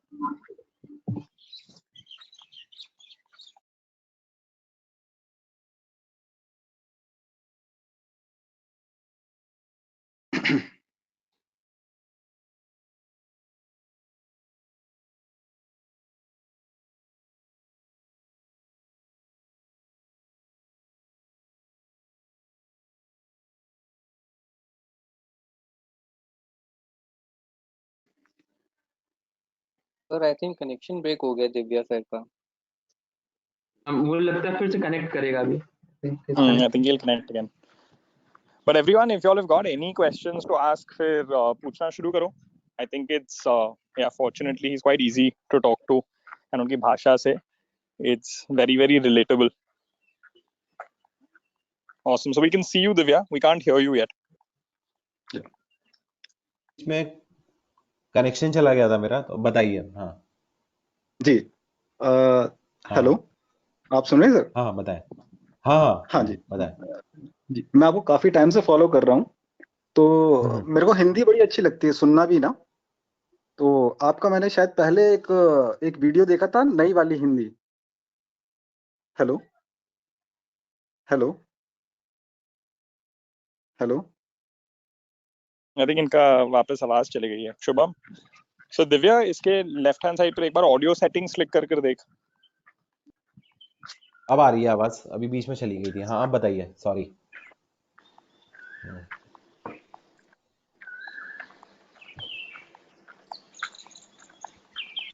अभी आ रही है आवाज मेरी? हाँ हाँ अब सर, आ रही आपकी है। आवाज आ रही है। हाँ आप मेरी बताइए, आवाज आ मेरे रही को है लगता है कुछ कनेक्शन का इशू था। हाँ बताइए। सर? जी जी जी जी। हम्म बेसिकली आपकी जो मैंने पहला पोस्ट देखा था, नई वाली हिंदी, तो मेरे को हम्म हिंदी काफी पसंद होती है। और बेसिकली जो आपकी जो हिंदी होती है ना सर, जो आप हिंदी में हम्म बोलते हैं, पहले तो आपका बोलने का तरीका और जो आपके शब्दों को बिल्कुल मिला के जो बोलते हैं, तो वो बिल्कुल जहन में उतर जाता है। दूसरा, हम्म। जो हिंदी का आप यूज करते हैं वो बेसिकली बुनियादी हिंदी जिसे कहते हैं हम, जैसे बुनियादी हिंदी जो मेरे को समझ आ करेक्ट। जानी चाहिए, जो मेरे को समझ आनी चाहिए, जो एक शुद्ध हिंदी भी ना होके एक बुनियादी हिंदी जो हर करेक्ट। इंसान की कहीं ना कहीं भी जुड़ जाती है। तो वो चीज मेरे को बड़ा इंस्पिरेशन करती है आपसे, जब आपकी मैं पोस्ट देखता हूँ, पढ़ता हूँ। मैंने पिया नहीं मिलन नहीं, के बहुत सारे बहुत आपके, धन्यवाद। हाँ। जी, अच्छा। सब देख सुन हाँ, चुका हूँ। तो अच्छा। मैं ये जानना चाह रहा था सर कि जैसे कि हाँ। मेरे को जैसे हिंदी पसंद है, तो आप जैसे हिंदी में लिखते हैं, तो आपको कभी ऐसा लगता है कि जैसे कि कोई सुनने वाला उसको अच्छा लगेगा कि नहीं लगेगा? कि बेसिकली सबको अच्छा नहीं लगता, मगर खुद के लिए, क्योंकि आज का हम्म जमाना जो ऐसा चल रहा है कि हम वेस्टर्न कल्चर की तरफ जा रहे हैं, इंग्लिश को बहुत ज्यादा महत्व देते हैं हिंदी को छोड़ के। हम्म तो हम्म। कभी आपको ऐसा लगा कि जैसे कि मैं जो बोलता हूँ तो शायद वो सुन रहे हैं कि नहीं सुन रहे, या ये जनरली हम्म। लोगों के समझ में आएगा कि नहीं आएगा? नहीं लेकिन जैसे ना, मैं एक चीज जानता हूँ कि जो मोस्टली लोग काम कर रहे हैं ना, जैसे वो कहीं ना जो हिंदी क्या है असल में ना, अगर ऐसे समझो तो हम लोग कहीं ना हम सब लोगों का जो गांव होता है ना, एक जहाँ पे हवा भी साफ है, जहाँ आसमान भी साफ दिखता है, जहाँ पे खाना भी शुद्ध मिलता है, सब कुछ अच्छा है। तो जो हिंदी है ना, वो हमारा वो गांव है। और हम जब शहर आते हैं, जहाँ पे हम एक स्ट्रगल करते हैं, जहाँ पे हम भागते हैं दौड़ते हैं, हमने बाद में सीखा है वो अंग्रेजी। हम सब लोगों ने मोटा मोटा सभी, अनलेस क्या बहुत ही एलीट फैमिली से हैं, हम सब लोगों ने अंग्रेजी ना ऊपर से सीखी है। मतलब हम ऊपर से ला दी गई है, चाहे वो कितनी भी अच्छे से हमें आती हो सकता है ज्यादा से आती हो। लेकिन मैंने एक चीज देखी ना, हर कोई ना कहीं जो आपका गांव होता है, या जो आपका जो रूट्स है जिसको बोलते हैं ना, जैसे हम हिंदुस्तानी अगर हम लोग हैं, तो हम अगर हम बोलते हैं ना आई लव माई इंडिया, तो हमें जो हमें अपने देश से प्यार है, उसमें बहुत हद तक उसकी भाषा, उसके कल्चर, उसके गानों से भी हमें प्यार होता है। तो मुझे कभी ऐसा नहीं लगा, मुझे तो हमेशा ये लगा कि बल्कि उल्टा है। कई जगह मैं बोलने गया हूँ, और वहां पे ना लोगों ने बोला कि अरे सर, हम तो फालतू में ही अंग्रेजी में बोल रहे थे, हमें तो ये बड़ा अच्छा लगा। और ऐसे भी बोल सकते हैं क्या? तो कई बार आपको बस ऐसा कोई बहुत खास काम नहीं करना होता है। जैसे कई बार ना केवल ये जरूरी होता है कि वो पहला हथौड़ा आप मार दें, बस। उससे अपने आप एक फौज अपने आप चेंज हो जाती है, अपने आप एक लोग इंस्पायर हो जाते हैं। तो वो जरूरी था। जैसे इसको एक मैं पैरेलल से समझाता हूँ, एक एक राज बब्बर की एक फिल्म थी, बहुत पुरानी, बहुत घटिया सी, लेकिन उसमें एक सीन बड़ा क्लासिक था। तो उसमें क्या होता है कि एक फैक्ट्री है, और उस फैक्ट्री में ना एक बहुत बड़ी सी मशीन बंद हो गई, और राज बब्बर भी वहां पे कुछ मजदूर टाइप के ही होते हैं, और वो सेठ आता है, कहता है अरे मुझे इतना प्रोडक्शन करना है, इतना सामान करके भेजना है, ये कैसे सकता है। तो राज बब्बर आगे आते हैं, और वो कहते हैं हथौड़ा है। हथौड़ा लेते हैं, फिर पूरी मशीन को दाएं से लेके बाएं तक देखते हैं, और फिर एक जगह हथौड़ा मारते हैं और वो मशीन चल पड़ती है। तो जो सेठ होता है, क्योंकि उस समय 70s की फिल्मों में दिखाया जाता है ना कि सेठ जो इसके पास पैसा है वो विलन ही है। तो सेठ कहते हैं कि कितने पैसे हुए इसके। तो राज बब्बर सेठ की तरफ देखता है और कहता है 1,000 रुपए हुए। तो कहता है 1,000 एक हथौड़ा मारने के? तो कहता है नहीं, हथौड़ा मारने के 1 रुपए, 999 रुपए इस बात के हैं कि हथौड़ा मारना कहाँ है। तो इस कहानी से या इस सीन से ना जो मेरा इन्फ्लुएंस ये था कि जैसे जो हिंदी है ना, जैसे हिंदी मेरे लिए ना आइडेंटिटी से जुड़ा मसला है, कि जो दिव्य प्रकाश को बनाता है ना। तो आपको ऐसा नहीं है जैसे कि आप अंग्रेजी ना सीखो या अंग्रेजी ना जानो, क्योंकि बहुत सारी अच्छी किताबें अंग्रेजी में है, बहुत सारा रिसोर्स भी है, और आनी चाहिए ना। आप ग्लोब आज के 2020 में खड़े होकर आप ये नहीं बोल सकते कि आपको हम अंग्रेजी नहीं सीखेंगे। लेकिन ऐसा भी ना हो ना कि आप अपनी आइडेंटिटी को छोड़ दो, या आपकी आइडेंटिटी से आपको शर्म आए। जैसे ऐसे मैं जब, चूंकि मैं ब्यूरोक्रेटिक फैमिली से आता हूँ, ऐसा तो मैं बहुत सारे लोगों को देखता था, एसडीएम साहब के, एडीएम साहब के बच्चों को, जो जिनके बच्चे जब हिंदी बोलते थे तो उनको डांटते थे, मारते थे कि हमारा नाम खराब करोगे क्या, विच इज रॉन्ग, मतलब वो सही नहीं है। तो इसलिए कोई दिक्कत नहीं, क्योंकि अंदर से ना वो जिन जिन लड़कों ने मार खाई है ना, वो आके अब तारीफ करते हैं, या करते हैं कि यार हम लोग अंदर से वैसे हैं ना। तो एक तरीके से और अच्छा ही, और बल्कि और अब अच्छा टाइम है हिंदी में लिखने का, हिंदी में बात करने से लेके अपनी बात अक्रॉस करने का। बात बस ये होनी चाहिए कि जो आपकी बात सुन रहा है, जैसे ना एक एक इंटेलेक्चुअल ईगो नहीं आनी चाहिए आपके अंदर। जैसे फॉर एग्जाम्पल एक और मैं छोटे से किस्से से बात समझाता हूँ। जैसे एक लखनऊ में बहुत बड़े शायर थे, माधवी साहब, हनुमान प्रसाद शर्मा नाम था उनका, बहुत अच्छी शायरी करते थे। उनसे एक बार किसी ने पूछा कि भाई माधवी साहब, ये बड़ा आदमी कौन होता है? तो माधवी साहब ने जवाब दिया कि बड़ा आदमी वो होता है जिसके साथ बैठकर छोटा महसूस ना हो। अब अपने आसपास देखो कि बहुत सारे जो बड़े लोग हमें मिलते हैं ना, वो हर मिनट हमें छोटा एहसास दिलाते देते हैं। तो वही अंग्रेजी के साथ भी है कि कोई अंग्रेजी बोल लेता है, इसका ये मतलब नहीं है ना कि वो बढ़िया आदमी हो गया है, बढ़िया बात कर रहा है। और कोई हिंदी बोल रहा है तो इसका मतलब नहीं है कि उसकी सारी बात खराब है। तो वो इस पैरामीटर से नहीं देखना चाहिए। और अब दुनिया में बहुत लोग ऐसे हैं जो नहीं देखते, मतलब मैं तो जब से आया हूँ तब से लोगों ने वेलकम ही किया है, ऐसा बहुत ही इनकरेज किया है उन लोगों ने।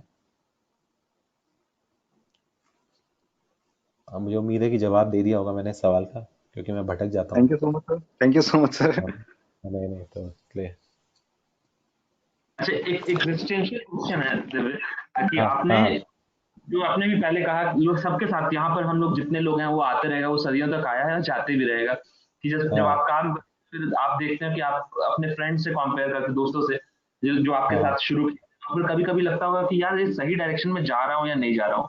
हाँ हाँ अ, हाँ मतलब वो लगता है कि अब तो मेरे पास समय है कि नहीं है, कि I have actually lost time, अब मैं वापस जा सकता हूँ। इस तरह का क्वेश्चन आता होगा कभी कभी कि आप हिंदी लिख रहे हाँ हो, एंड देन हाँ आपको लगता है अगर मैंने ये नहीं किया होता तो प्रोबेबली कुछ और करता, शांति से जीता, ये भी हो सकता था आराम से, गुमनामी की हाँ जिंदगी। हाँ और मतलब वो हाँ भी अच्छी जिंदगी होती है। तो ऐसा क्वेश्चन हाँ आता है दिमाग में, और आता है तो क्या आपके दिमाग में फिर आंसर कैसे नहीं आता है? हाँ नहीं, ये एक्चुअली देखो सेल्फ डाउट तो होता है कई बार, कि पहले ये कई बार लगता है ना कि जब जैसे नई किताब शुरू कर रहा होता हूँ या कोई ऐसी नई प्रोजेक्ट पे, तो वो बहुत हालत खराब होती है कि यार ये मैं कर भी पाऊंगा कि नहीं, या क्या डायरेक्शनली ये सही था या नहीं था।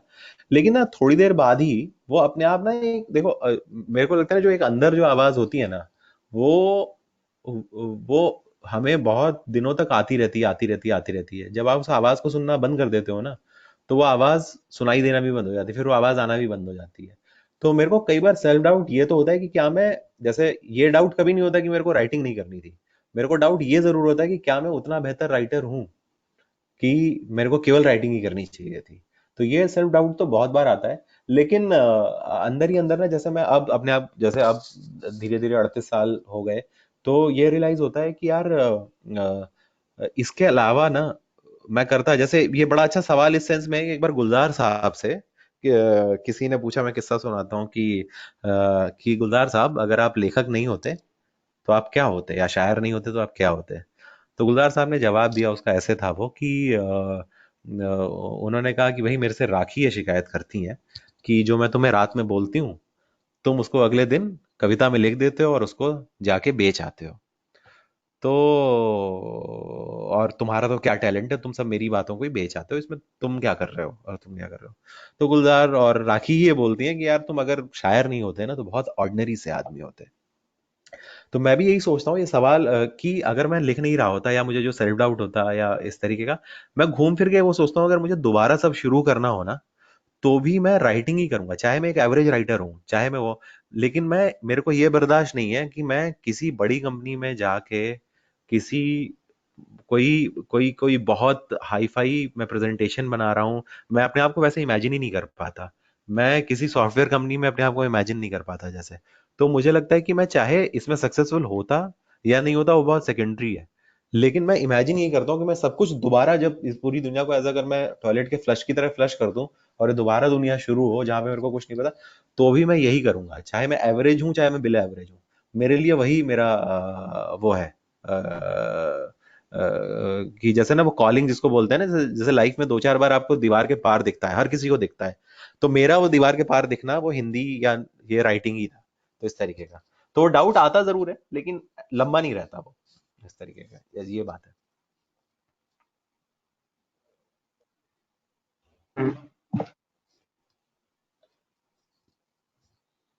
आदित्य, कुछ पूछना चाहोगे? No, I think I was just messaging Rahul only that listening to you is very easy. So normally I'm the last person who can, talk in Hindi. I'm one of the last people who can sit and listen to Hindi at length. तो इसलिए मैंने तो ऐसे ये तुलना करी थी कि ओशो है कि जिसकी बातें आप अगर सुनते हो ना, he can explain the deepest philosophical concepts with the maximum ease. कोई भी सुन सकता है उसे, आप 10 साल के नहीं बच्चे को तो बिठा दो। हाँ एग्जैक्टली, तो ये ना बहुत अच्छी बात आपने बोली। तो मैंने ना, मैं जैसे एक पर्सनल किस्सा बताता हूँ उससे, ओशो का। आप पहले अपनी बात पूरी कर लो तो फिर मैं बताता हूँ रजनीश की बात एक। हाँ नहीं, आप मुझे यही कहानी सुना दीजिए। मुझे तो याद है हाँ कि नहीं तो रजनीश का, फिलोसफी एक उसकी करेक्ट करेक्ट मुल्ला करेक्ट। नसरुद्दीन की कहानी के थ्रू वो सुनाते हैं। यस यस यस यस, तो नहीं नहीं तो मेरे बचपन की मुल्ला तो नसरुद्दीन सबसे फेवरेट कैरेक्टर है। यस यस, तो मैं बीच में जब मैं 11th में था ना, तो जब 12th में आया मैं, तो मैं हिंदी मीडियम से पढ़ा हुआ था, बहुत 2 रुपए वाले स्कूल से। फैक्ट्री स्कूल था, ओसीएफ इंटर कॉलेज शाहजहांपुर करके, एक बहुत छोटी सी जगह है लखनऊ से करीब 170 किलोमीटर दूर। तो हम लोग क्या, जैसे जो साइकिल का स्टैंड था ना, वो 5 रुपए फीस थी और हमारी फीस 2 रुपए थी। तो मैं हमेशा अपने दोस्तों को बोलता था कि इसका मतलब साइकिल ज्यादा इंपॉर्टेंट है पढ़ाई से, साइकिल खड़ी करना महीने भर 5 रुपए लगता है और ये सब। तो जब मैं 12th के बाद ना लखनऊ में आया, तो लखनऊ में ट्रिवैग कोचिंग हुआ करती थी, त्रिवेदी वर्मा अग्रवाल नाम से वो कोचिंग थी। मैं पहले दिन पहुंचा, वहां पे फिजिक्स पढ़ा रहे थे वर्मा जी। उन्होंने कंडक्टर कंडक्टर कंडक्टर, कंडक्टर बहुत ही नॉर्मल सा शब्द है अंग्रेजी का, लेकिन हमें वो नहीं आता था। हमने पढ़ा था सुचालक नाम से। और मैं बैठा रहा 1.5 घंटे ऐसे ऐसे, और बीतता गया टाइम में। और एक मेरा दोस्त और था, वो भी मेरे साथ पढ़ा हुआ था। तो हमने हमने कहा यार, ये जब 2 घंटे 1.5 घंटे की क्लास खत्म हो गई, तो हम एक दूसरे की तरफ देख रहे हैं। मैं सोच रहा हूँ यार, ये कंडक्टर क्या होता है, हमने पढ़ा क्यों नहीं था 12th में, हमें कुछ हवा नहीं लगी। धीरे धीरे मुझे ये रियलाइज होने लगा 6 महीने की कोचिंग में कि यार, ये तो मेरे घर वालों ने मेरे साथ बहुत बुरा किया, इन्होंने मुझे बहुत गड़बड़ाया। तो उस दौरान पहली बार जब आप ना देखो, मैं एक चीज और मानता हूँ ना, इस लाइफ को ना, अगर बहुत ही वर्थवाइल जिन लोगों ने भी कुछ किया है ना, उन लोगों ने इस लाइफ को रिजेक्ट किया है कहीं ना कहीं। रिजेक्ट इस एक्सटेंट तक कि वो मर भी सकते थे उस समय, वो आत्महत्या भी कर सकते थे। कोई भी उठा के देख लो, चाहे वो रजनीश की खुद की लाइफ हो, क्योंकि रजनीश ने बचपन में अपने नाना को बहुत धीरे धीरे मरते हुए देखा था। तो जो डेथ का इम्पैक्ट होता है ना, जैसे, या इनफैक्ट जैसे गौतम बुद्ध, आप लोग तो बनारस में बहुत लोग, जैसे राहुल भी रहे हैं, तो गौतम बुद्ध के यहाँ जब कोई दीक्षा मांगने जाता था, तो जब कोई उनको शिष्य बोलता था कि सर मेरे को शिष्य बनना है, तो वो महीने भर के लिए अपने यहाँ उसको भेजते थे कि जाओ शमशान में जाके बैठो, पहले लाशों को जलते हुए देखो। वो इसलिए भी जरूरी था कि आपको पहले ही ना इस दुनिया की जो ट्रिवियलिटी है ना, इस दुनिया में मीनिंग डालने के लिए ना, पहले इस मीनिंगलेसनेस समझ में आनी चाहिए। तब फिर आप मीनिंग डाल पाओगे अपना जो इस लाइफ का, क्योंकि एज सच लाइफ का कोई मीनिंग होता नहीं है। जो रजनीश भी यही बोलता था ना कि लाइफ का कोई मीनिंग है नहीं एज सच। तो मैं उस दौरान मैंने रजनीश पढ़ना शुरू किया, और रजनीश पढ़ने का एक्सटेंट ये था कि जब मैं बीटेक से लौटा, मैं जो छोटी सी बात बतानी थी जो इतना घुमा के बता रहा हूँ, तो जब मैं लौटा तो मेरे जब घर आया तो मेरे पास रजनीश की ज्यादा किताबें थी मेरे किसी भी इंजीनियरिंग की किताबें था, तो मैं पूरी एक गट्ठर आया था मेरा जो मैंने रजनीश 150-200 किताब 12th के बाद ही पढ़ी, जो मेरे इंजीनियरिंग तक 6 साल मैंने वो तो 4-6 साल पढ़ा। इनफैक्ट मैं पुणे भी गया इसीलिए कि जब पुणे में मेरा एडमिशन भी हुआ एमबीए में, तो मैं कई बार आश्रम के बाहर तक गया, लेकिन मेरे को फिर लगा कि अब रजनीश ही नहीं है तो क्या अंदर जाऊं। इंसिडेंटली मैं भी माँ आनंद शीला से थोड़े दिन पहले मिला था जब वो इंडिया आई हुई थी अपनी नेटफ्लिक्स की डॉक्यूमेंट्री शूट करने, जो वाइल्ड वाइल्ड कंट्री, अगर किसी ने नहीं देखा है तो उसको देखना भी चाहिए, आई एम श्योर। तो बस वही छोटी सी एक वो ट्रिविया था कि रजनीश दो लोगों का मेरे पे बहुत, जो मैं बोलने की नकल भी करता था ना शुरू में, जैसे हम लोग नकल करने से शुरू करते हैं सारे लोग, तो एक रजनीश को मैं नकल करता, क्योंकि रजनीश जब बोलते हैं ना तो जो एक पॉज लेते हैं, जैसे वो बात समझाते हैं, मैं सोचता था यार मैं भी ऐसे ना आसान तरीके से अपनी बात समझा पाऊँ। दूसरा, अटल बिहारी वाजपेयी की स्पीच को ना, जो उनकी पुरानी स्पीचेस हैं, वो इसलिए भी सुननी चाहिए कि कैसे पॉज लेना है, कैसे बात में वजन लाना है। तो वो 2-3 लोग जो बिल्कुल कल्ट हैं, मतलब अगर कोई जो अपने बोलने में करियर बनाना चाहता है, मुझे लगता है तो उनको तो सुनना ही चाहिए।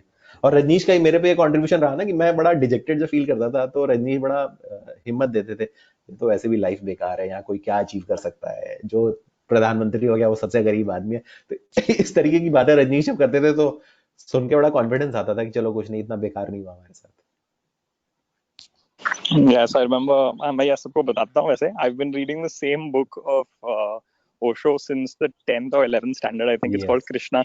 तो वो कृष्णा की किताब मैं 150 पन्नों से आगे पढ़ी ही नहीं है. But it is by far, yeah, it's the most amazing book I've read. तो So it's रजनीश just की ना इसलिए अगर personality. रजनीश की ना एक किताब अगर पढ़ लो आप, तो उसमें सब कुछ है। 2 किताबें इनफैक्ट, एक मतलब रजनीश ने वैसे तो उनकी मुझे लगता है 1-1.5 हजार किताबें होंगी रजनीश की, और अलग अलग तरीके से जो आई हैं, लेकिन 2 किताबें जो हैं जिसमें सारी फिलॉसफी है उनकी, एक है मृत्योर मामृतम गमय, है ना, नहीं सॉरी, अस्तो मां सदगमय एक किताब है उनकी, और एक है पीबत लगी रामरस कुमारी। मैं नाम भेज दूंगा राहुल को, वो ऑनलाइन है नहीं किताब, कहीं उनके सेंटर से मिल जाएगी। तो ये 2 किताबें पढ़ ली तो पूरे रजनीश को पढ़ लिया। हेलो, हाँ जी, जोर से बोलो अरविंद, कम आ रही है तेरी आवाज। अच्छा, हेलो दिव्या जी, हाँ जी, आपकी एक लाइन मेरे को बहुत इम्प्रेस करी। दुबे जी का बेटा कुछ भी कर सकता है, लेकिन कुछ और करे ना करे, लेकिन उसको पढ़ना जरूरी है। तो इसलिए जैसे हम मेरा नाम अरविंद जैन है और मैं हाँ मैकेनिकल इंजीनियर हूँ। ये आदित्य और राहुल राज मेटलर्जी थे। तो हमारा ये था कि 12वीं के बाद कुछ करे ना करे, पढ़ाई लिखाई करे ना करे, बिजनेस तो कर ही लेगा। तो हाँ ये हमारा भी है। तो कुछ ऐसा आपने जैसे आपके फादर जो हैं, जो हाँ। आपको बचपन में जैसे देखते होंगे और आज आप एक सक्सेसफुल हो गए हो, तो क्या डिफरेंसेस आपके फादर ने वो चेंजेस, आपने वो जो फ्रेम ऑफ चेंज है आपके फादर का, वो आपने कैसा महसूस किया? हुआ है, नहीं हुआ है, वही मेरे नहीं तो मेरे ना इस मामले में मेरी किस्मत बहुत अच्छी थी कि बावजूद इसके कि मेरे फादर ना जैसे बहुत एक कहानी सुनाते थे मुझे कि और जो कहानी ना हर फैमिली में कुछ एक कहानियां होती हैं जो सुनाई जाती हैं, तो जो उनके दादाजी ने शायद उनको सुनाई होगी। तो मेरे फादर जो इंसिडेंटली ना, मेरे फादर ये इलाहाबाद यूनिवर्सिटी में लॉ के टॉपर थे, 77 बैच के। तो हम लोग को पहले ना, जैसे वो कभी मेरे को आज तक उन्होंने पढ़ने के लिए नहीं कहा, मतलब पूरी पूरी पढ़ाई में कभी पढ़ने के लिए नहीं कहा, लेकिन जैसे अगर वो कहानियां सुनाते थे कि हम यहाँ पे टॉप किए थे, ये किए थे ना, तो नेचुरली आप पे एक प्रेशर बन जाता है कि अरे, मतलब एक तो इलाहाबाद यूनिवर्सिटी का उस समय ये जलवा हुआ करता था 80s में 90s में कि यूपी की 70% ब्यूरोक्रेसी जो थी वो इलाहाबाद यूनिवर्सिटी के लोग हुआ करते थे। और इलाहाबाद यूनिवर्सिटी की अच्छी बात ये थी कि अगर कोई वहाँ पे 80 बैच का है और वो इंस्पेक्टर हुआ है, और कोई 85 बैच का है जो आईएएस हुआ है, तो वहाँ पे वो भी हॉस्टल को, जो सरसुंदर लाल था और एक आधा और हॉस्टल है, वो लेगेसी फॉलो आज भी करते हैं कि जो 80 बैच का इंस्पेक्टर है और जो 85 बैच का आईएएस है, तो 85 बैच वाला आईएएस उसको 80 बैच वाले इंस्पेक्टर को सर बोलेगा। तो और हम लोग इस लेगेसी, तो हमें लगता था, तो मुझे हमेशा ये लगता था यार मैं अच्छी जगह से नहीं पढ़ा या नहीं हुआ, बट एक चीज ना, जैसे उनका कोई आउटलुक ऐसा चेंज नहीं हुआ। देखो एक मैंने बल्कि कभी ये पूछा भी नहीं उनसे, ना कभी उन्होंने ऐसा बातों में मुझे बताया, लेकिन ना उन्होंने बस एक चीज बोली थी मेरे को कि देखो, जब लाइन से सिलेक्शन नहीं हो रहा था इंजीनियरिंग के बाद, मैं दिल्ली में सेक्टर 16 नोएडा में घूमता रहता था लाइन लगा के हजार हजार लोगों की और नौकरी के लिए। तो लेकिन ना मैं कभी परेशान नहीं हुआ एज सच। जैसे ना कुछ हो गया या कुछ नहीं भी हुआ ना, तो एज सच मैं कभी, क्योंकि मुझे ना ये लगता था कि इस दुनिया में कुछ अचीव ही नहीं किया जा सकता है, कुछ खोने को है नहीं मेरे पास, क्योंकि मैं इतनी खराब उससे आया हूँ कि मेरे पास खोने को कुछ है नहीं।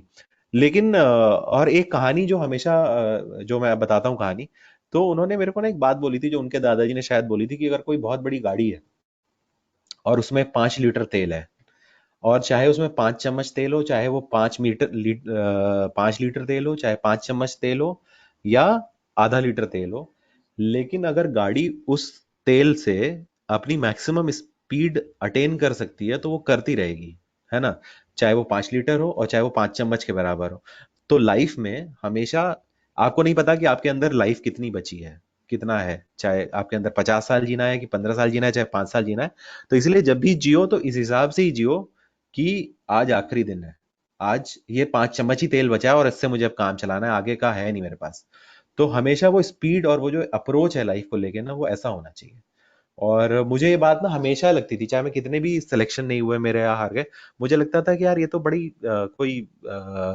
इससे क्या हुआ, अभी तो जिंदा तो है ना, कुछ तो कर ही लेंगे, मतलब इतना भी क्या है, चाहे वो सपोर्ट आ जाए। तो ऐसा सच कुछ नहीं बदला, लेकिन हाँ एक चीज जो बदली वो ये बदली कि पूरे मोहल्ले में एक तरीके से जो मैं, जब मैं रोल मॉडल बनना चाहता था यंग एज में, तो अभी नहीं बन पाया, तो जो मेरी मदर है, अभी जब पेपर में नाम वाम निकलता है ना, तो वो कटिंग दैनिक जागरण से लेके जो भी पेपर की है, तो वो संभाल के जैसे रखती हैं।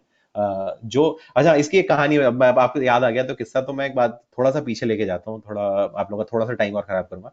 कि मैं जब 6th या 7th में था, तो हम लोग के घर के पड़ोस में एक वो अधिकारी होते हैं, सरकारी इंडस्ट्रियल डिपार्टमेंट होता है, जो लोन देते हैं स्मॉल स्केल इंडस्ट्रीज के लिए। तो एक त्रिपाठी अंकल थे हमारे। तो त्रिपाठी अंकल का क्या था कि वो जैसे किसी को 40,000 लोन देते थे, तो उनका एक रिपोर्टर सेट था अमर उजाला में, हरदोई में। तो वो 500 रुपए कहते थे, जाके उसको दे दो, तो अगले दिन पेपर में त्रिपाठी जी की एक फोटो छपती थी, और उसमें लिखा रहता था कि ये उद्योग अधिकारी मिस्टर त्रिपाठी ने इतना इतना लोन दिया, और वो शहर को और इसको हरदोई में विकास में योगदान दे रहे हैं। तो मैं अपने घर पे पूछता था अपनी मम्मी से, मैंने कहा ये त्रिपाठी अंकल इतना काम करते हैं, पापा जी कोई काम वाम नहीं करते हैं क्या, इनका तो कभी नाम ही नहीं आता है।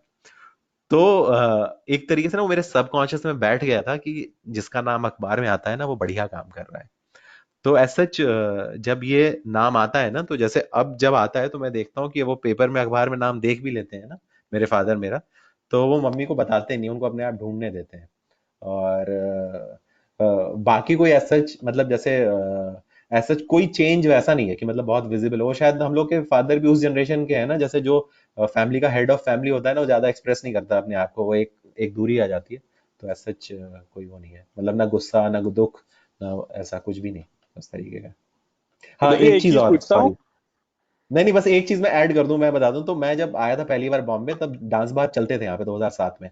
तो मेरे फादर के, चूंकि दादाजी बहुत अर्ली डेथ हो गई थी उनकी, तो शायद उनको लगा हो ये बात। तो उन्होंने, मेरे को याद है कि तब 2007 में 5,000 रुपये मेरे को भेजे थे अलग से, और बोला था कि बेटा हम तो डांस बार नहीं जा पाए, लेकिन तुम जरूर एक बार हो आओ और देख के आओ कि क्या होता है।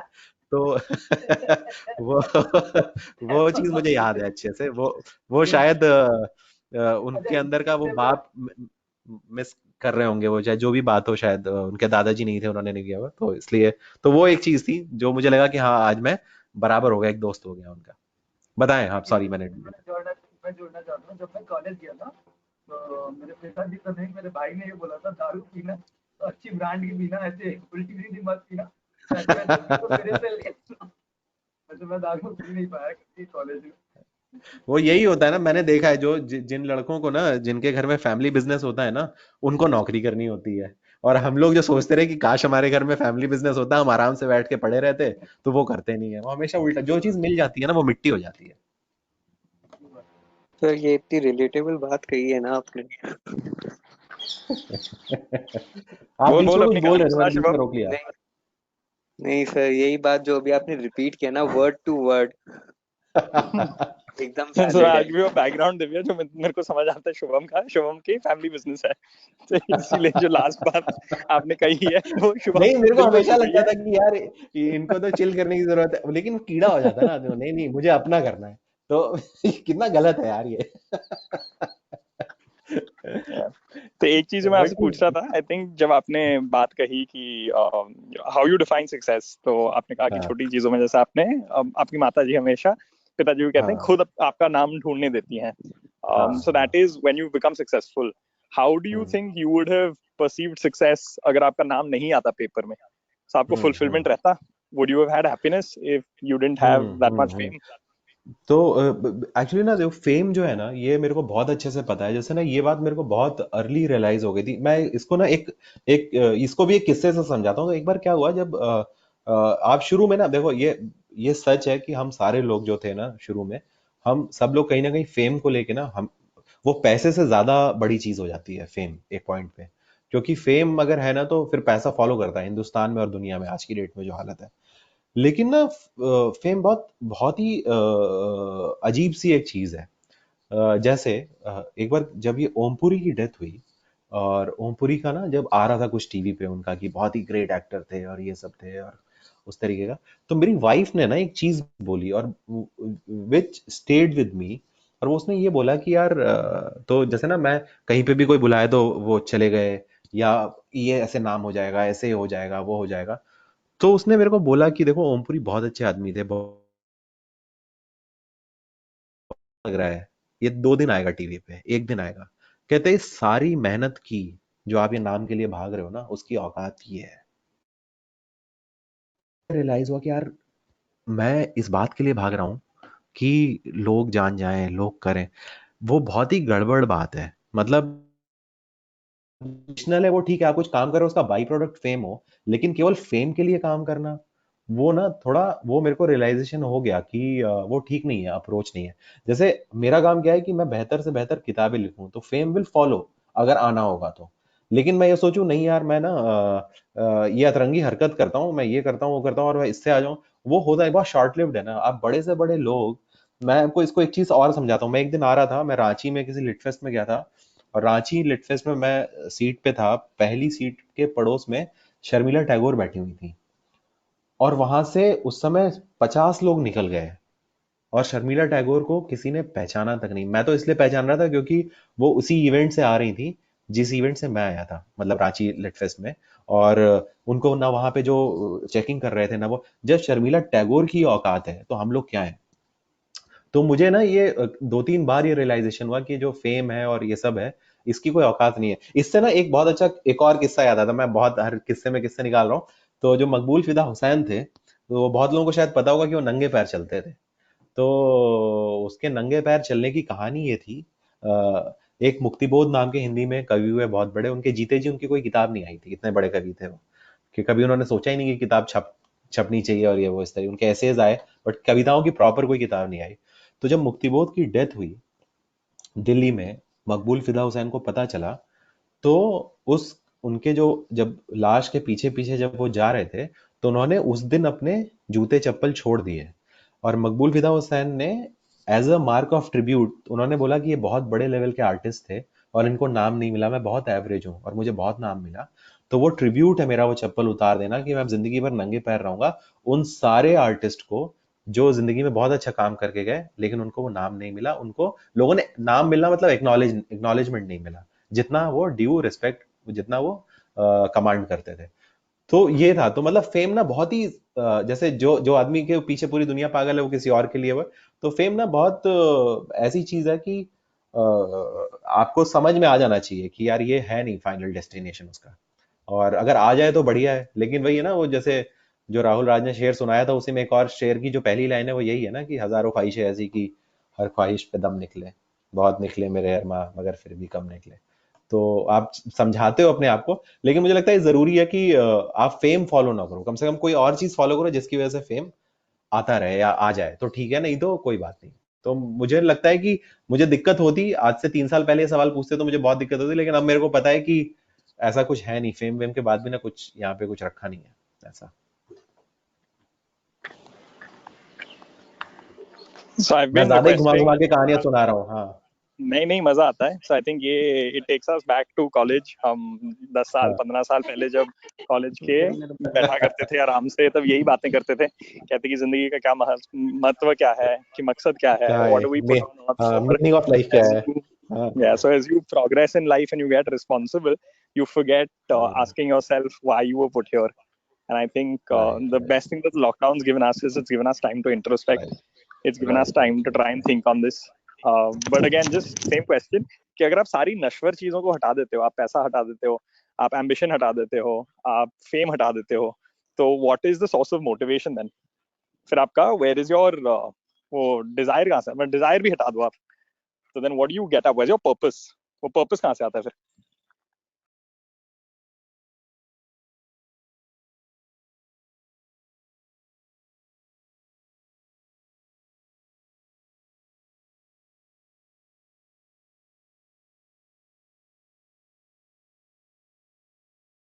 हेलो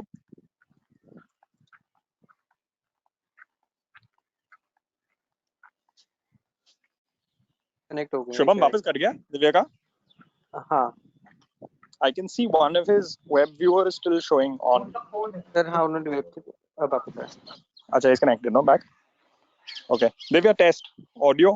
सॉरी सॉरी हाँ बताइए Yeah. So simple question. अगर आप सारी नश्वर चीजों को हटा देते हो, आप अपनी उम्मीदों को हटा देते हो, you remove desire, you remove money, you remove fame, you remove ambition, where does your sense of purpose come from then?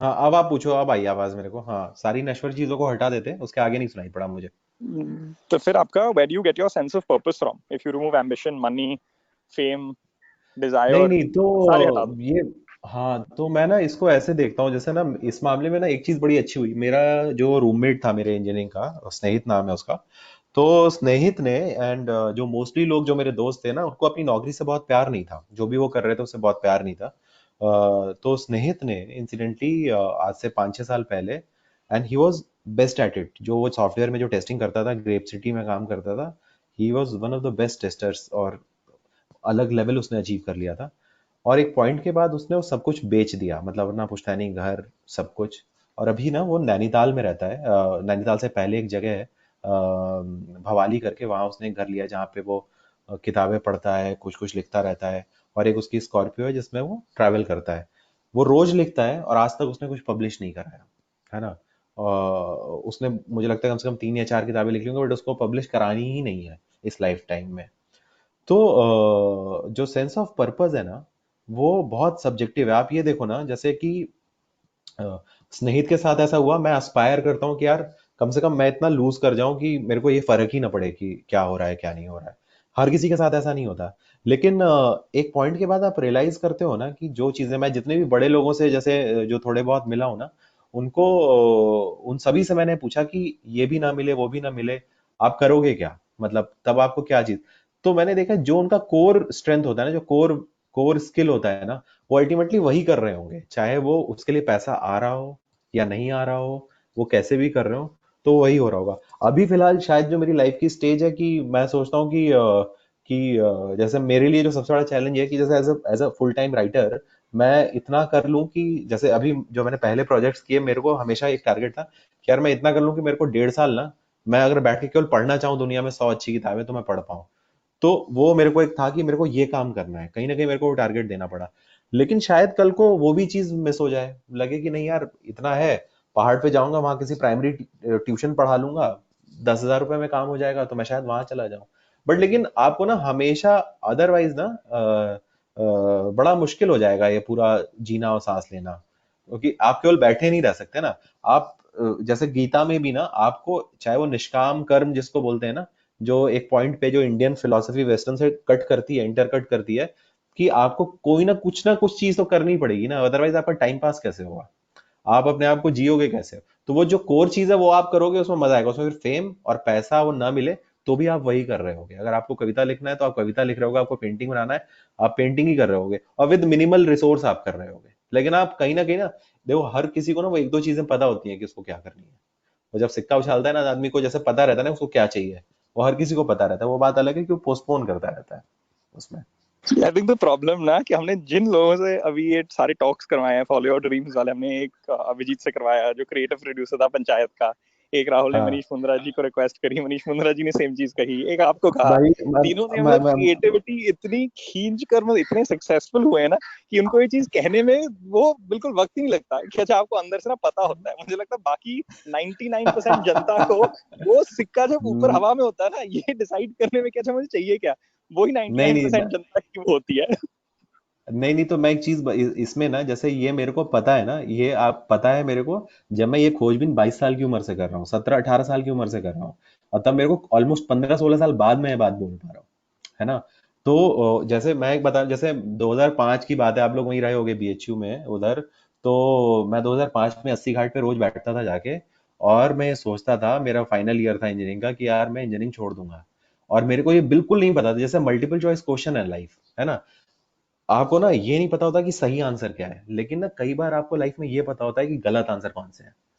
तो ना चाहे वो मनीष मुंद्रा हो, कि वो भी अब फिल्में बना रहे हैं पिछले 5 साल से, शायद उससे पहले तो कुछ और करते करते करते करते उन्होंने बहुत वो मचाया, और फिर एक पूल इकट्ठा किया, अब उनको जो काम करने वो कर रहे हैं। बट आपको ना जैसे वो चीज पता थी कि जाना कहाँ है उसमें, और वो कई बार क्या होता है, while in on the go आपको वो पिक्चर क्लियर होती है, आपको खुद नहीं पता होता। जैसे ना कि वो कई बार जब रास्ते ना आप वापस देख के कनेक्ट कर सकते हो ना, जो वाला फंडा है ना वो स्टीव जॉब्स का, कि आप ऑन द गो नहीं कर सकते, आप ऑन द गो बस यही डिसाइड कर सकते हो कि आपको मजा किस में आ रहा है, आपको अच्छा क्या लग रहा है।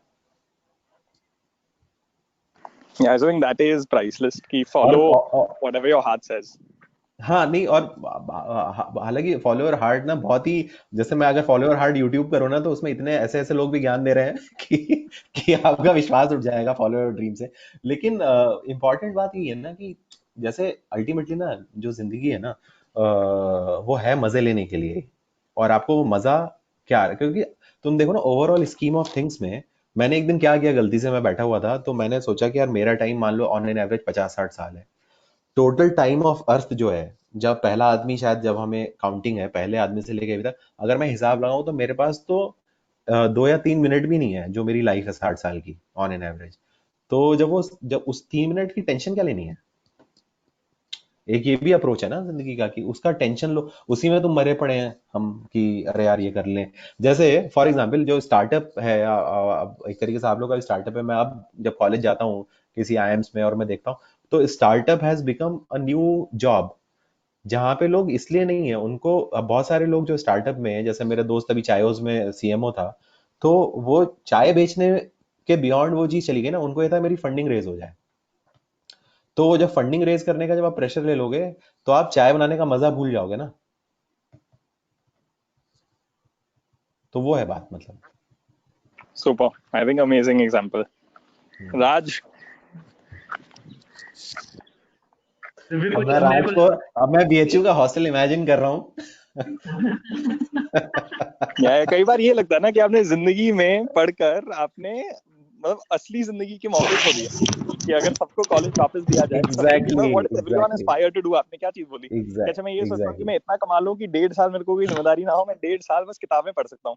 कॉलेज का वक्त यही तो होता है कि आपकी ना कोई जिम्मेदारी होती है, ना किसी को पूछना होता है, आपके जो नंबर आने आपके हाथ में होता है, आपको जितनी पढ़ाई करनी है, जितनी आपकी आशाएं होती है, उस पर आप ही बंदिश डाल सकते हो। So you can create, you have the world at your feet.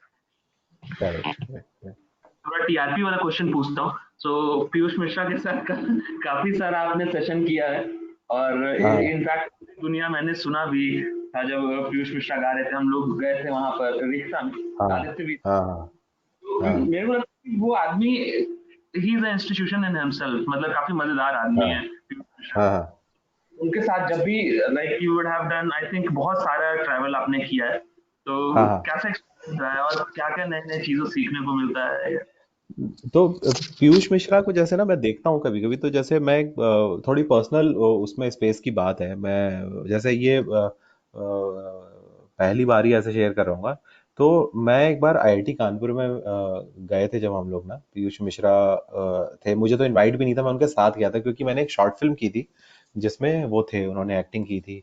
और तो जब हम लोग लौट रहे थे ना, तो उन्होंने मेरे को ऐसे ही कुछ ऐसे ही रैंडम बोला कि यार, जैसे मैं कभी बात नहीं करता था, जैसे मेरी बातचीत हो गई थी, नंबर आ गया था, बट मैं कभी फोन नहीं, क्योंकि मुझे डर लगता था कि यार मैं क्या बोलूंगा। जैसे फॉर एग्जाम्पल मैं कैलकाटा लिट फेस्ट गया, सामने रस्किन बॉन्ड बैठ के नाश्ता कर रहे थे, लेकिन मेरी हिम्मत नहीं हुई कि मैं जाके बोल, क्योंकि हम लोगों ने उनको इतना लार्जर देन लाइफ बना रखा है ना अपने इमेजिनेशन में कि डर लगता है।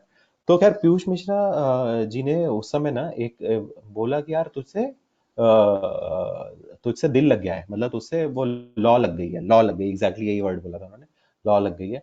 तो मैं जब उनको देखता हूँ तो मैंने उनसे पूछा, अब वो हम गाड़ी में हम दो लोग थे, तो मैंने उनसे पूछा कि सर, जो उनसे बाद में बहुत लोगों ने फिर बहुत साल बाद पूछा, क्योंकि उनको वो सलमान खान वाली मैंने प्यार की ऑफर हुई थी, उनके पिताजी गए थे बड़जाते आके लिख के दे आए थे कि तुम आ जाओ, और उन्होंने वो सब उस समय अपने पागलपन में आपने छोड़ दिया उसको।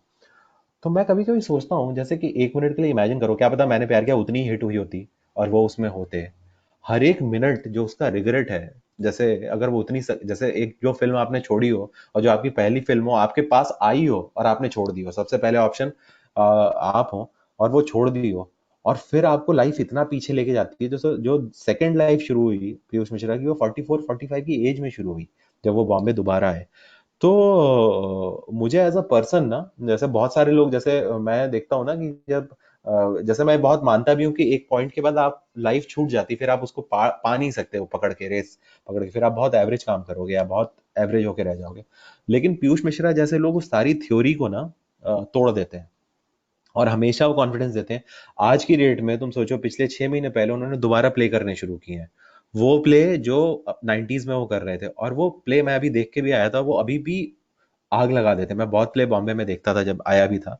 तो मैं कभी कभी देख सोचता हूँ ना कि जैसे जब आप, जैसे वही एक लाइन भी ना, मन के हारे हारे मन के जीते जीत, तो पीयूष मिश्रा वगैरह इस बात के चलते फिरते एग्जाम्पल है कि लाइफ कितनी भी बैंड बजा ले और तुम कितना भी डिटूवर हो जाओ, चाहे कितनी भी दारू पी लो, चाहे कितना भी आप ट्रैक छोड़ दो, लेकिन जिंदगी इतना मौका हमेशा हर सुबह रखती है कि आप वापस बैक ट्रैक आ जाओ, आप उसको वो कर लो। तो वो इंस्पिरेशन वो देते हैं, क्योंकि ना अब पीयूष जी के साथ क्या है ना, जब उनके साथ बैठो, हम लोग तो एक बार बैठे भी हैं साथ में, अभिषेक और तुम, तो देखो ना ज्यादा बात करने को होती ही नहीं है हम लोग के पास, वही जो बोलेंगे सो बोलेंगे। और आप जैसे ना, कई लोगों का ऑरा ऐसा होता है ना कि आप स्पेशल, आपको अपने आप ऐसा लगता है कुछ हो रहा है, कुछ हो रहा है, कुछ हो रहा है। वो इस वजह से क्योंकि उस बैगेज के साथ हम उन्हें देखते हैं कि 90s में इस आदमी ने ये किया, एक समय वो 90s के दिल्ली के थिएटर के सलमान खान, अमिताभ बच्चन सब कुछ थे, मतलब इतने पॉपुलर भी थे, और वो सब कुछ छूट गया, जीरो हो गया, और फिर एक बार आदमी धूल झाड़ के खड़ा हुआ और उसने कहा नहीं ऐसी की तैसी, और फिर मचा दिया। तो वो मुझे लगता है ना, वो जो हमेशा जब आप लगता है कि अब कोई रास्ता नहीं बचा है, तो भी एक रास्ता बचा होता है, इस बात को चिल्ला चिल्ला के पीयूष मिश्रा जैसे लोग आपसे कह रहे हैं।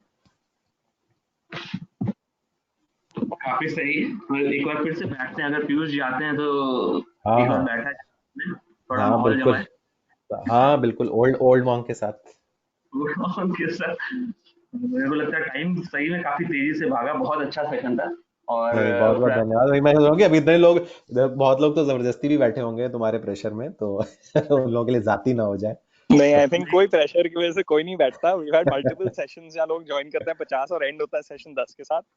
आई थिंक आपके बोलने का नहीं व्याख्या, I think that's a word ना, कि व्याख्या कितनी सुंदरता से आप करते हो नहीं कि बहुत बहुत धन्यवाद। नो वन हैज रियलाइज्ड कि टाइम कैसे गया है। सर मेरा एक क्वेश्चन था, मुझे कुछ पूछना था। बताएं, हाँ, पूछ बताइए पूछ। बताइए। एक्चुअली अगर लाइफ का, अगर किसी को मजा आए फेमस होने में और उसको मजा आए पैसा कमाने में, तो ऐसे इंसान को फिर क्या करना चाहिए? फेमस होना चाहिए, मतलब क्योंकि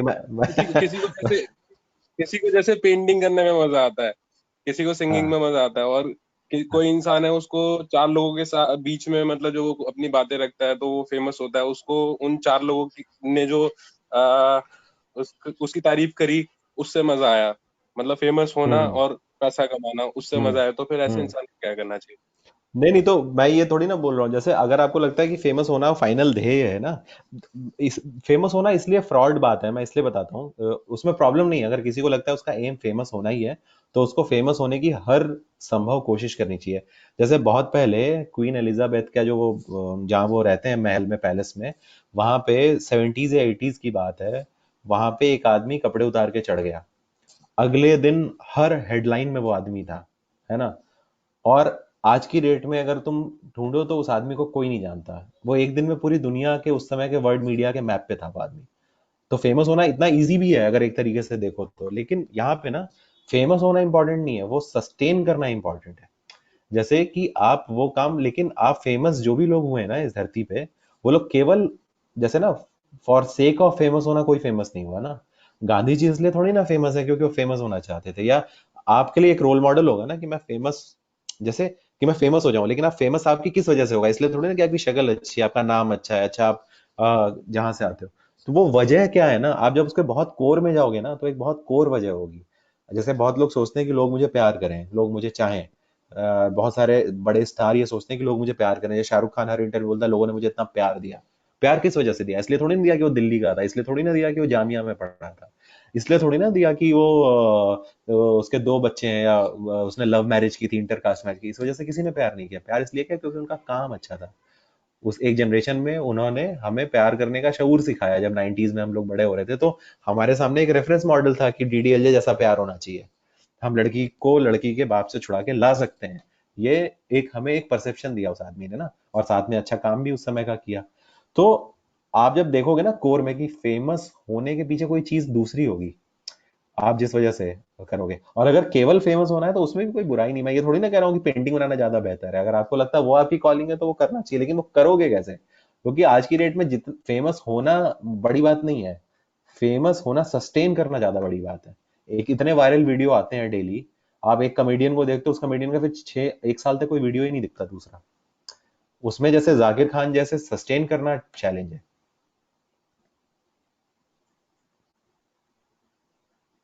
यस सर, यस सर। तो मतलब पता नहीं सही जवाब दिया कि नहीं दिया, लेकिन और वैसे भी इतनी बड़ी बड़ी बातें बोल दी हैं कि फेमस होने पे अगर मैं उसके पॉजिटिव में बोलूंगा तो बहुत चीप लगेगा।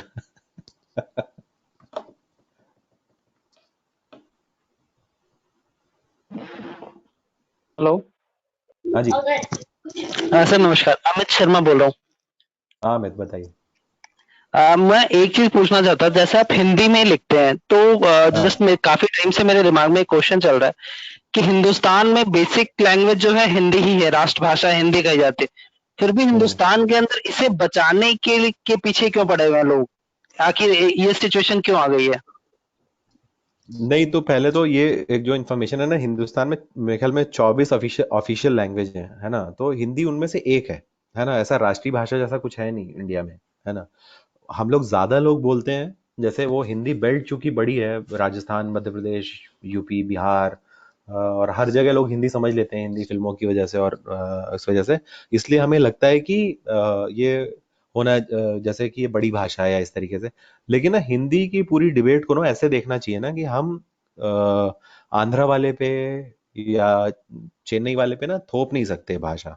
और बचाने की बात ऐसा कुछ, जैसे बचाने की बात ये नहीं है हम लोग का। जो हम लोग कोशिश कर रहे थे, जो मतलब मेरी राइटिंग में कोशिश है, जो हिंदी में बोल के जो कोशिश है, वो ये है कि कोई बलिया का लड़का है, वो दिल्ली में आता है या किसी टीवी चैनल में जाता है, वो अगर अपनी हिंदी में बोल रहा है तो उसको कोई छोटा महसूस ना कराए। बस इतनी सी बात है। बचाने की कोई कोशिश नहीं है, क्योंकि भाषा ना बचाने से नहीं बचती। जैसे फॉर एग्जाम्पल मैं बताता हूँ कि आप कई बार अपने बॉस से परेशान होते हो या अपने प्रोफेसर से परेशान परेशान हो, तो आप चाय की टपरी पे जाते हो, चाय लेते हो, सिगरेट पीते हो, और आप बोलते हो कि अरे यार बॉस ने ना दिमाग का दही कर दिया, अब शाम को दारू पी के ना दिमाग की बैटरी रिचार्ज करनी पड़ेगी। अब ये भाषा जो है ना, इसमें हिंदी भी है, अंग्रेजी भी है, इसमें बम्बैया हिंदी भी है, सब कुछ है। ये भाषाएं ना लोग बनाते हैं, रिक्शे वाले, ऑटो वाले, आम लोग बनाते हैं। बचाने की कोशिश वो लोग करते हैं जो हिंदी के प्रोफेसर है, जिनको लगता है कि हिंदी में ना केवल मुश्किल बोलना चाहिए, इसमें ऐसे होना चाहिए। और भाषा इसी मामले में अच्छी है कि वो किसी के हाथ में बनती नहीं है। तो नंबर ज्यादा होने से हिंदी सब जगह होनी चाहिए, ये लॉजिक सही नहीं है। मतलब जो साउथ का है उसकी अपनी भाषा है, और यही ब्यूटी है कि हम सब लोग इतने मिले जुले हैं, और बावजूद उसके जैसे मेरे को अगर पर्सनली चॉइस होती तो मैं बंगाली सीखना चाहता, क्योंकि बंगाली में इतना अच्छा लिटरेचर लिखा गया है। और मैं गीतांजलि पढ़ना चाहता था कि मेरे को बंगाली आ जाए, तो मैं गीतांजलि बंगाली में पढ़ता हूँ। हिंदी और अंग्रेजी में उसका ट्रांसलेशन पढ़ के उतना मजा नहीं आया कभी भी। तो ये बात थी। तो मतलब मेरे ख्याल में सवाल का हो गया है जवाब इसका। Thank you sir, thank you. Okay. Divya, मेरे को लगता है लास्ट अब एंड करते हैं, और कोई कविता अगर सुनाना चाहो तो काफी अच्छा लगेगा। अच्छा, तो कोशिश करता हूँ मैं कविता सुनाने की। एक ये छोटी सी कविता है, आजकल वो फेसबुक पे 20 ईयर चैलेंज चल रहा है ना, तो उस पे एक कविता थी कि सबसे नजर बचाकर हमने सबसे नजर बचाकर हमने 2.5 तारे तोड़े थे। सबसे नजर बचाकर हमने 2.5 तारे तोड़े थे। डायरी के पन्नों के कोने बिना बात के मोड़े थे। सबसे नजर बचाकर हमने 2.5 तारे तोड़े थे। डायरी के पन्नों के कोने बिना बात के मोड़े थे। 20 बरस के थे हम दोनों, 20 बरस की दुनिया थी। 20 बरस के थे हम दोनों, 20 बरस की दुनिया थी। 30 बरस का होते होते लाख बरस की दुनिया है। 30 बरस का होते होते लाख बरस की दुनिया है। सुना है पिछले अक्टूबर में 4 बरस की माँ हो तुम। सुना है पिछले अक्टूबर में 4 बरस की माँ हो तुम। एक ये कैसी दुनिया है, एक वो कैसी दुनिया थी। सबसे नजर बचाकर हमने 2.5 तारे तोड़े थे। वाह, बहुत इसी सुंदर। से इंस्पायर होके फेसबुक वालों ने 20 ईयर चैलेंज की। बहुत अच्छा। मैं प्रॉब्ली रोमांटिक रूहानी कहानियों पर भी काफी अच्छा पकड़ है आपका। तो I think we had a great session today. नहीं, और बहुत बहुत धन्यवाद, और बहुत मजा आया। मुझे नहीं लग रहा था कि इतने सवाल होंगे, और वो भी फ्राइडे को दिन में 3 बजे ऐसे ऐसे बात, इतनी बात हो पाएगी, तो बहुत बढ़िया। और कभी आता हूँ ऑफिस, जब भी रहता है तो सबसे आमने सामने बात करते हैं, और तब ऐसे ही रैंडम पकड़ के कहानियां सुनाएंगे फिर। Thanks a lot. Thanks okay everyone. Okay okay, thank you, bye bye bye. Okay sir, thank you. Thank you, bye bye bye bye bye bye bye.